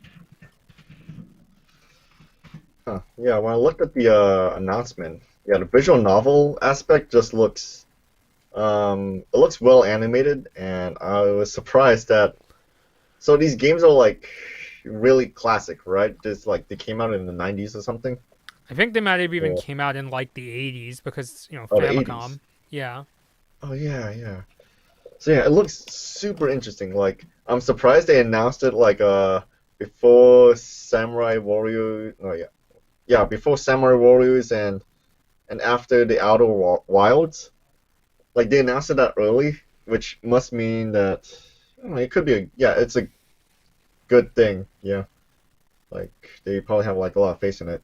And yeah, like when I saw it, it looked really good. Like I might like I'm into like the story type of games and mystery games, so Hmm. I might eventually pick up the game and play it for myself. I don't know how supernatural it is, but yeah, it looks pretty good. Yeah. So Hmm. yeah, maybe even a sign. I mean, if I start talking about Mother 3, I'm not going to shut up, but I'm just like, maybe it's a sign that Nintendo is considering other localizations for the future. Hmm. Yeah. But yeah, I made a previous video where I talked about like the four games honestly in the direct, and there's bigger names, but I mostly focused that video on like the games that I was considering. I mainly just mentioned the Ninja Gaiden collection, Samurai Warriors 5, Mario Golf, and that Animal Crossing announcement with the Mario items, which I think over time I'll start because I'm taking my sister's advice and like watching how much I spend in bells in New Horizons. So like maybe over time, I could start like building out like a Mario section. I really like the idea of the pipes, like this idea where if you have two pipes, you can go from one end to the island to the other, or if you have multiple, then it becomes like randomized. Yeah. Yeah. Wait. So you can. So you tried it out? Like. Oh yeah, yeah. You haven't played Animal Crossing yet. So you just like traveling between like pipes, and then you it's like a quick way to travel from like one part of the island to the next. Yeah. Man, that means I have to terraform my island again. That's been a lot more work. Oh well. Yeah. Hmm. Yeah, I mean, at least the island that I have, it's not like super big, but I could actually see that as being really convenient. Yeah, like because I had to like travel and like because my island is just so weird looking right now. Hmm. I mean, yeah, it is sort of weird when you visited it too. Like it was like my house is like just sort of away from everyone in a way. Hmm. It's not like it's all loosely connected because I'm like just going with the flow of everything and I didn't like plan stuff out. But yeah, like using the rope pipes and like I was really surprised that Animal Crossing began using like crossover stuff like Mario and also they're also going to use the Hello Kitty amiibo cards. They're going to introduce that at Target, which I'm pretty sure is also signed for scalpers to Oh boy. snatch that up. Yeah. Yeah, and then that looks interesting too, like the Hello Kitty amiibos for Animal Crossing. Like you get exclusive villages too, so yeah, that's gonna be super hyped up for the fans. And the amiibo cards are like, man, those are really hard to find. Like even though they when they were available, Hmm. um, there was like a huge limit on like these cards. Like especially at GameStop when I try to buy them. Hmm. Where is it? So, so I bought like a bunch of these cards on Amazon. I mean, Hmm. at GameStop, like a lot of it, Yeah. because like you can only get like one pack at a time, and of like each series, and I got like yeah one of each series, and hoping to get like a really good character. I only got like maybe 3 or 4 good characters. I know I could just like go on Etsy and just like buy my own NFC chip. And, yeah, just my own custom code and just like cheat my way. But yeah, it's not as special as like buying the amiibo codes, the official ones. Um, so yeah, with like the whole upcoming Hello Kitty stuff, yeah, I'm just surprised that Nintendo would do something like that. But then again, Nintendo did use like a real car brand in their Mario Kart game. Yeah. So Mercedes bring Benz. on, yeah, so bring on these wacky, like out of place brands into like my Nintendo game. Uh If I huh. could see like Link using some sort of like I don't know a weapon from KitchenAid, the official like yeah like oh yeah bring that on. I want to see that coming. Mm. Or like yeah, Mario and man what's the potential brand that Mario can use?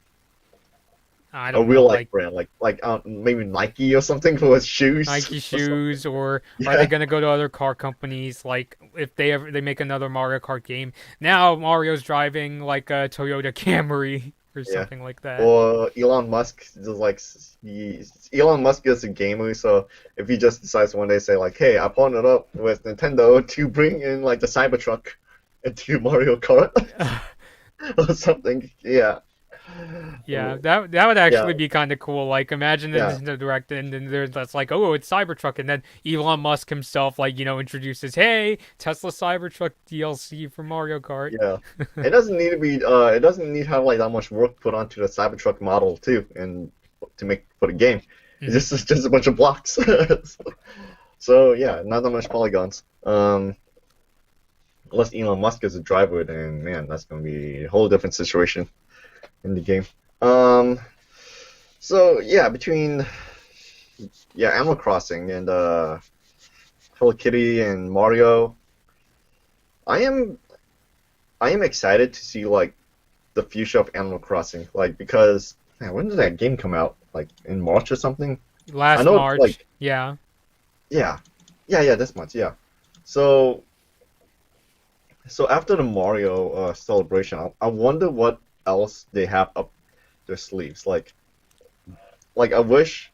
I think you said it before. Like you want Brewster to be in Animal Crossing New Horizons. Yeah, I mean, Brewster, I yeah, just, yeah, I mean, I'm not saying they have to like copy and paste what they did in New Leaf, but I would like to see Brewster. I don't know how to describe it other than just I think it was really relaxing when like I could have a character go and get a cup of coffee. I also like that game in New Leaf where like your character could like serve coffee and you have to guess what each villager hmm likes. yeah, yeah. I feel like that could be a problem because like maybe if you introduce a new building into Animal Crossing, that's gonna be people have to make room on the island just for Yeah. the cafe. Mm-hmm. So out of that, I'll just have like maybe expand the town hall, include like maybe an upstairs cafe or something. Yeah, But or yeah, I even don't know. put like because like in the older Animal Crossing games, Brewster's Cafe used to be attached to the museum. So I Oh don't yeah, know. okay. Yeah. Yeah, that can work too. Yeah. Hmm. Um, but yeah, like I really hope there's like besides Mario, I wish there's like more different types of content, not just new villagers, not just new like stuff to collect, but just like I don't know, just I don't know what else, like maybe just new stuff in particular. Like the fishing, like just going to into the ocean and just like sea dive for like different like sea anemones and whatnot. It's kind of interesting though. It's kind of like slow and there's just not much to do and do Yeah. compared to like just going around on your island, just like collecting stuff. Like there's a lot of stuff to do, to look at, to marvel at, and like to discover Hmm. usually. Though it's like the ocean is like kind of just bare bones. Hmm. So maybe I wish they could do more stuff to the ocean too. Like I don't know, yeah, I don't know. Like maybe have like just random villagers just swimming in the ocean, I guess, or just like you bring a boat Yeah. or something. Or Yeah. yeah, because like one of the things I liked about New Leaf that I was actually a little disappointed by in New Horizons is hmm both games allow the character to like dive underwater and catch sea creatures, but as far as I know, in New Horizons they cost just about as much. Like when you sell them, they cost about as much as like any fish you could hmm catch. I mean, not like a good fish like a shark, but just whereas in New Leaf, like those could be like super valuable. There's times where I come back from Captain's Island in New Leaf with a bunch of sea creatures, and I gained about like 20,000 bells, like 10 to 20,000 bells. So it just kind of lost that incentive to me. Yeah, I wish you can sell those creatures to CJ too. Like it just seems like a missed opportunity right there because you're catching stuff from the ocean. Like he's a beaver. He likes stuff from the water. Yeah. But yeah. Yeah, it's kind of a shame, but they're kind of balanced in a way because you're also just catching bugs on land and then catching fish in like the ocean, fish in the ocean and river and lake or pond. So I guess so. Um, hmm. But yeah, that's enough Animal Crossing I got in my head right now. Yeah. I haven't played enough of it to Mm-hmm. fully make a profound statement about it. Uh-huh. Like, unless you bring Yasmin in here, then I'm pretty sure we're gonna go on Animal Crossing all day. So Yeah, if only. yeah, But yeah, I mean, yeah, I mean that's basically all I got for Animal Crossing. Like, yeah, it would be nice to see those kind of additions without necessarily making it just feel like, oh, they're just copy and pasting what they did yeah, in New and if Leaf. and they keep up, yeah, if they keep updating Animal Crossing with new content, like just throughout even this year, Mm-hmm. then it's still gonna be like a really good system seller still for the Nintendo Switch.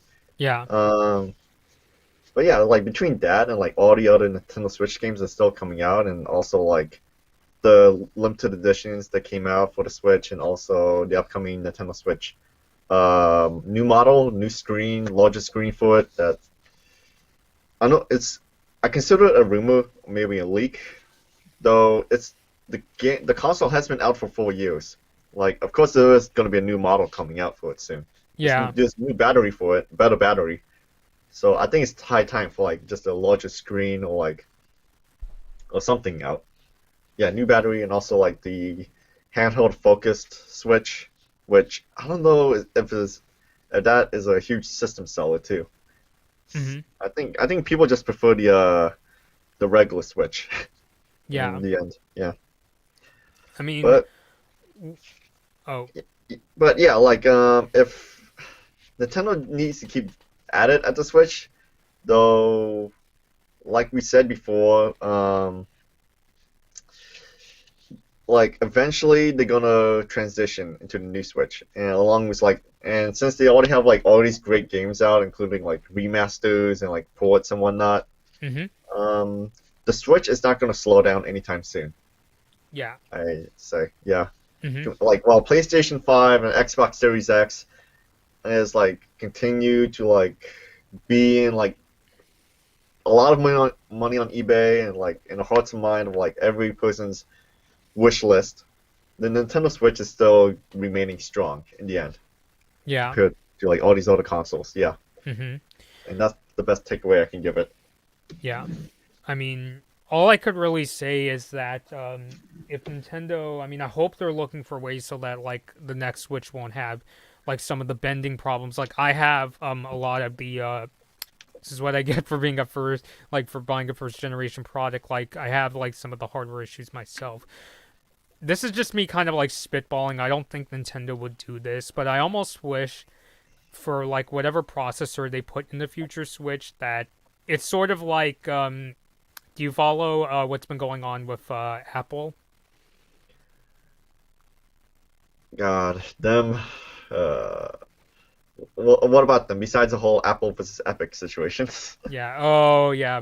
But what I was thinking, this is more one of the like big surprises. It's like so right now they're transitioning their Macs, and I'm gonna be doing an unboxing of their new MacBook Pro. They're transitioning from Intel processors to their own design processors, like basically what's in like very similar to what's in their iPads. What I'm kind of hoping, I mean, I'm not saying Nintendo like makes a Switch with an Apple design processor, like that's never going to happen. What I'm kind of hoping is that they work with Nvidia to put in a processor that is not only faster, but is like at least has like a power efficiency that's similar to what's in the new Apple MacBook Pro, because that thing, I mean, Yeah, it does get warm, but it's like it's surprising like how cool and like silent that system is. I could barely hear the fan unless I'm like really pushing it in Adobe Media encoders. So I'm kind of hoping I mean, not that they're gonna put like an Apple processor, but like maybe Nvidia and Nintendo come up with some kind of like super power efficient processor that's like powerful. The last room I heard in terms of like processing power is that a Switch Pro might be as powerful as like a base PS4 or something to that effect. But I kind of hope that it's at least powerful enough to run like PS5 caliber games while preventing those kind of like bending issues that some Switches have. So yeah,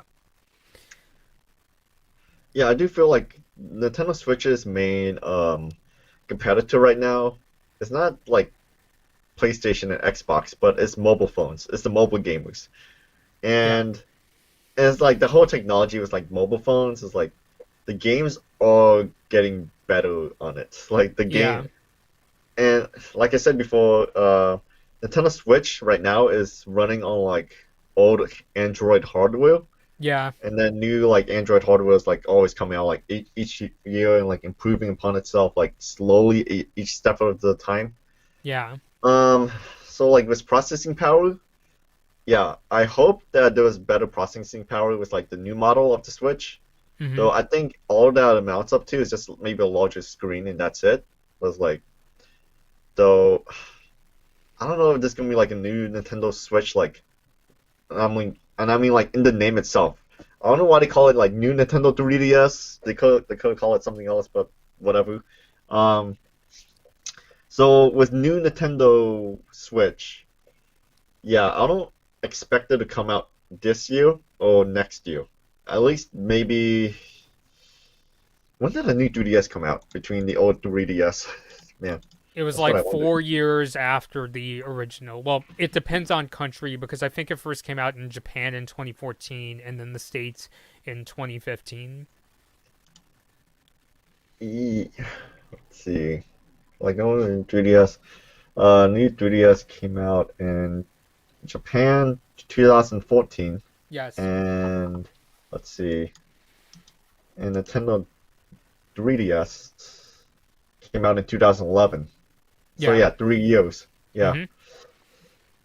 I mean, yeah, it just seemed like there's enough time to actually update the hardware, but maybe it was like COVID and such has made it like a tiny bit difficult because like the whole supply and demand situation, like of course getting the OLED screen from Samsung was like probably dirt cheap for Nintendo because of like oversupply. Hmm. Um, though for like processor and chips, like of course, yeah, I'm not like a huge hardware tech guy, so I'm just like spitballing here. I'm like, don't trust anything I say after this. Yeah. But I am guessing like because of like GPUs and like being sold out all the time and like COVID making manufacturing difficult and like all these people like glomming on to like buying consoles, like having higher demand for these consoles and also these graphics cards. The is Nintendo has put it into like a kind of a bad position, pretty much to like Hmm. maybe to fully upgrade the hardware to let it be like from 3DS to new Nintendo 3DS. So yeah, like I said, I'm not gonna expect new Nintendo Switch to be uh to have like better processing power or anything like that by like this year. Maybe next year, maybe once COVID ends, maybe once everything gets back on track. Hmm. But yeah, I don't know.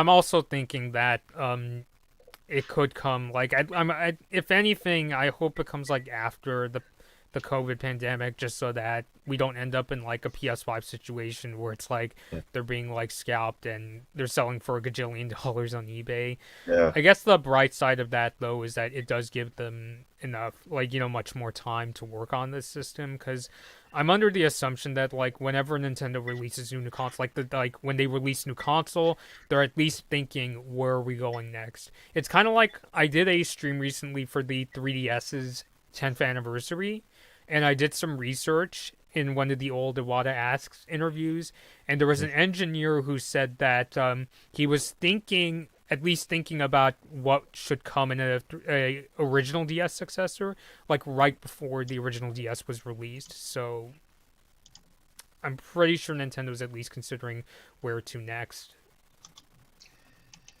yeah. Let's see. Oh, I'm seeing another tweet right now, where Imran Khan, I think he's from Bloomberg, he said that um, don't expect this thing to be primarily for FPS boost and resolution. It's not.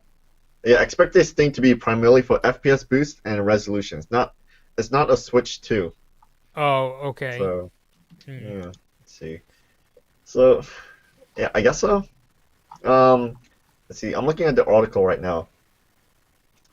Rigid O. It has the upcoming Nintendo Switch model will have rigid OLED, and it's cheap right now. So prices has been falling recently.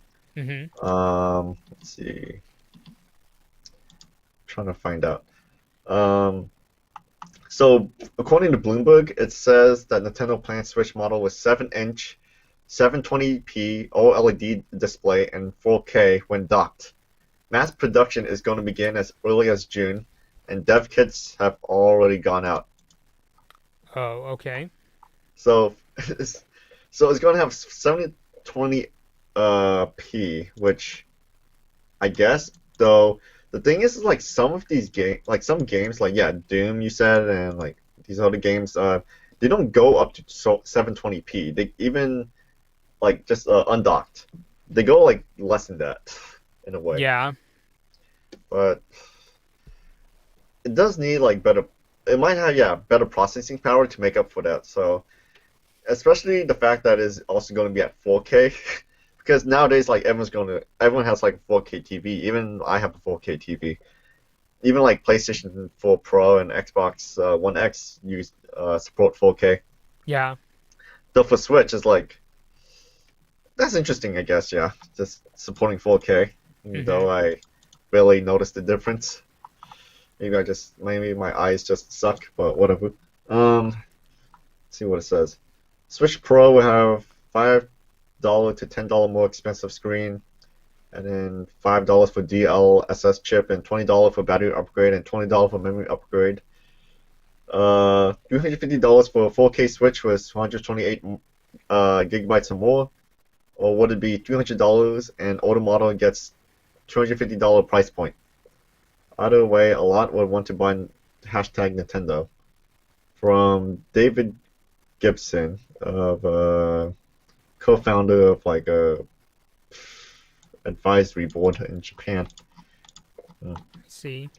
Yeah, Yeah, I'm just reading this Twitter account from like a Bloomberg tech support a tech reporter from Bloomberg. Yeah, Takashi Mochizuki. Let me link you to his account. It's a weird Twitter handle. Let's see. Um, but yeah, it's so yeah. Don't expect like a, it is pretty much going to be new Nintendo 3DS, I guess. Yeah. Mm-hmm. I Look see. at his timeline. Yeah. Oh, some of his tweets are in Japanese, but you just keep scrolling down until you find the English tweet. Okay. Though Bloomberg, you can sort of read the website, though it's like you know how other article websites are, like with you get a limited amount of articles to read Mm-hmm. unless you subscribe to them, which is yeah, I guess. Yeah. I see. Yeah, I kept on hearing like DLSS as like part of the rumor mill, Mhm. which might help with boosting resolution, as far as I know. Mhm. Yeah, like better, higher resolution of frame rates. Yeah, I think frame rates is going to be like I said before with PlayStation and Xbox, how they're using frame rates as a marketing tool. Yeah. Yeah, it's like frame rates for Nintendo, like I also mentioned before, was like Fortnite and like Doom and all these other Bethesda ports. Yeah. Yeah, Fortnite. Yeah, frame rates is going to be like a system seller for the new Nintendo 3DS. Which yeah, okay, I can see that happening. Because of course, like all these games needs like man, it can't. The problem I have with like frame rate issues is like some games just stutter a lot. Mm-hmm. Like even you said with Doom Eternal, it stutters a lot. So Yeah. hopefully with like better hardware, yeah, it's Yeah. a smoother experience. Yeah. I mean, in Doom Eternal's case, it was mostly in like the cutscenes. Like I remember there was a very stuttery cutscene, and I remember just like wondering what's it look like on like higher and harder. I don't remember which version I saw it, but I went on Mhm. YouTube and looked up a Let's Play of like uh, a different version of Doom Eternal, and the camera was much smoother. So it was like it might have just been a case where because of the hardware, the frame rate had to dip. Mhm. Let's see. Okay, so for anyone else who's like still watching us, I mean, Uh yeah, for anyone else who's watching us, um, let's see. I don't know if you can show like the Twitter, or like the Bloomberg article. Though for anyone who's like interested in this news, I don't know how to show it in this stream. Well, I don't know how you can show it in this stream, but I guess you can go on Twitter and just look up like new Nintendo Switch or something. yeah, I mean, Yeah, and yeah, then there's like because Bloomberg article, or you can go on Kotaku right now. It says like there's an article about it. hmm New Nintendo Switch with 4K output OLED screen will release before Christmas. Mm, computing power and 4K high definition graphics. Mm. Well, I hope that's not a rumor or anything, though. It comes from Bloomberg, so I believe it. I trust them hmm because they have like sources and whatnot. yeah. Mm. Or at the very least, Bloomberg is more credible than a rumor Yeah, that goes, Tom told Fred told Steve, and yeah, yeah, yeah, that kind of like really sketchy stuff. yeah. I mean, would you buy the new Nintendo Switch like if it has because it has like 4K and also has better FPS, or would you just stick to your old models for now? Honestly, regardless of what happens, I think I'm just gonna end up getting a new Nintendo Switch, even if it's just like a variation. I'm just waiting to see what they do next because, like I mentioned Yeah. before, I also have a lot of the hardware issues. Like there's like a crack on the back, the vent port's missing, and that sort of thing. Yeah. So that was why I was saying, I hope it's at the very least much more power efficient. Okay, well, don't pre-order it. I'm just letting you know because you don't want to be like a guinea pig or a beta tester for like the first hardware. Yeah, Yeah, it would be kind of funny if it comes out and then the drift is still there. like I like hope despite the not. lawsuit and everything, they still don't bother to like get some sort of new technology for it. So yeah, Yeah, they're gonna be killed in court if yeah. that happens again. Yeah, I mean, part of the reason I got it at launch is just because I do YouTube, and it's just like, well, it's almost like part of my job to like, Mhm. well, it's not a job, but it's like, it's just part of the gig of getting hardware as soon as I can. I mean, that was why, like, I remember going back to my like the MacBook I bought. There were some people who were like you probably shouldn't buy it because it's first gen, but it was like, the performance difference is enough, and I don't mind the design. So it's just part of what I do. Yeah. For me, I'm just gonna wait until maybe a year after it comes out. Just Yeah. like how I'm waiting a year now for like PlayStation 5 and Xbox. hmm Um, because it's not like I don't trust the hardware. It's more so of like I don't really need one. I mean, I have two Nintendo Switches already, and Right. um, and I don't feel like parting ways with it until there's a game like a couple of games out there that actually take full advantage of the Switch of the new performance, and not just like game like Bethesda games, but I'm like most of like maybe more stuff on screen or like better graphics or something like that for the hardware, not just like better FPS in general. I see. Yeah, Yeah. yeah. So yeah, though I have to say I am excited for the new Nintendo Switch. So obviously, it is coming, and like much like how PlayStation 4 and Xbox they release like their new versions of their consoles, and how Nintendo released a new version of their console, for the 3DS. Yeah. Yeah, I mean, I am cautiously excited hmm in some way. I'm probably gonna buy it, but yeah, just gonna wait and see. Yeah. Likewise, I think for me, I'm just gonna like jump on it regardless. If anything, because I know that I mean my Switch works just perfectly fine, but I don't want to wait for the day when it becomes like unusable. Hmm. Yeah. Yeah, well, unless like there's more drift issues.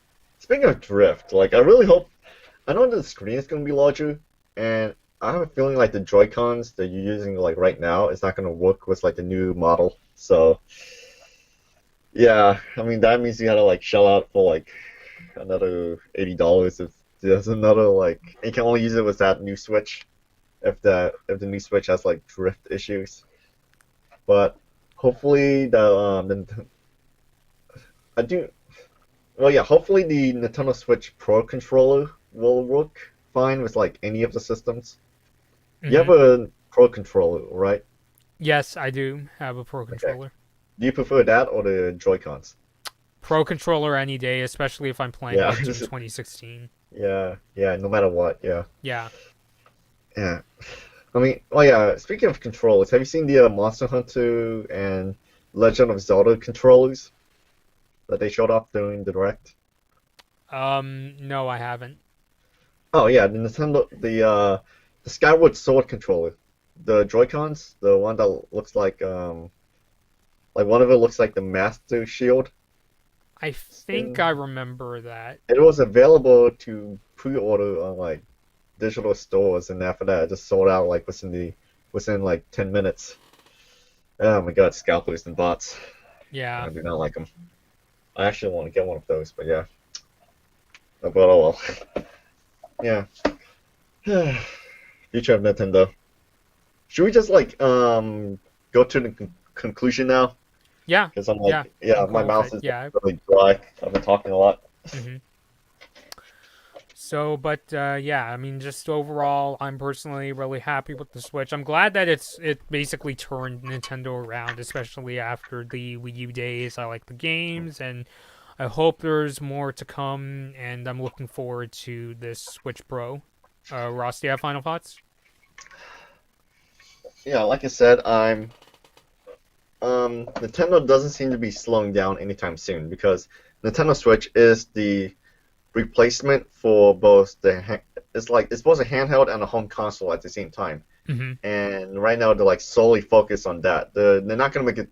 Don't expect a DS or a Game Boy type of system ever again, thanks to the like mobile phones just dominating the market.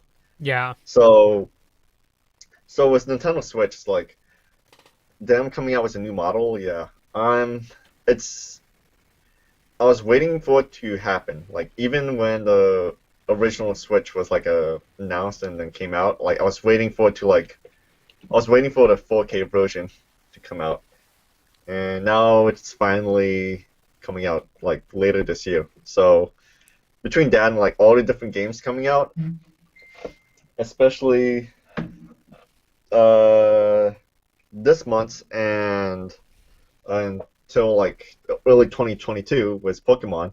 Mm-hmm. It's still gonna continue being a like hot system seller for like everyone and Yeah. scalpers. I Oh. hate scalpers.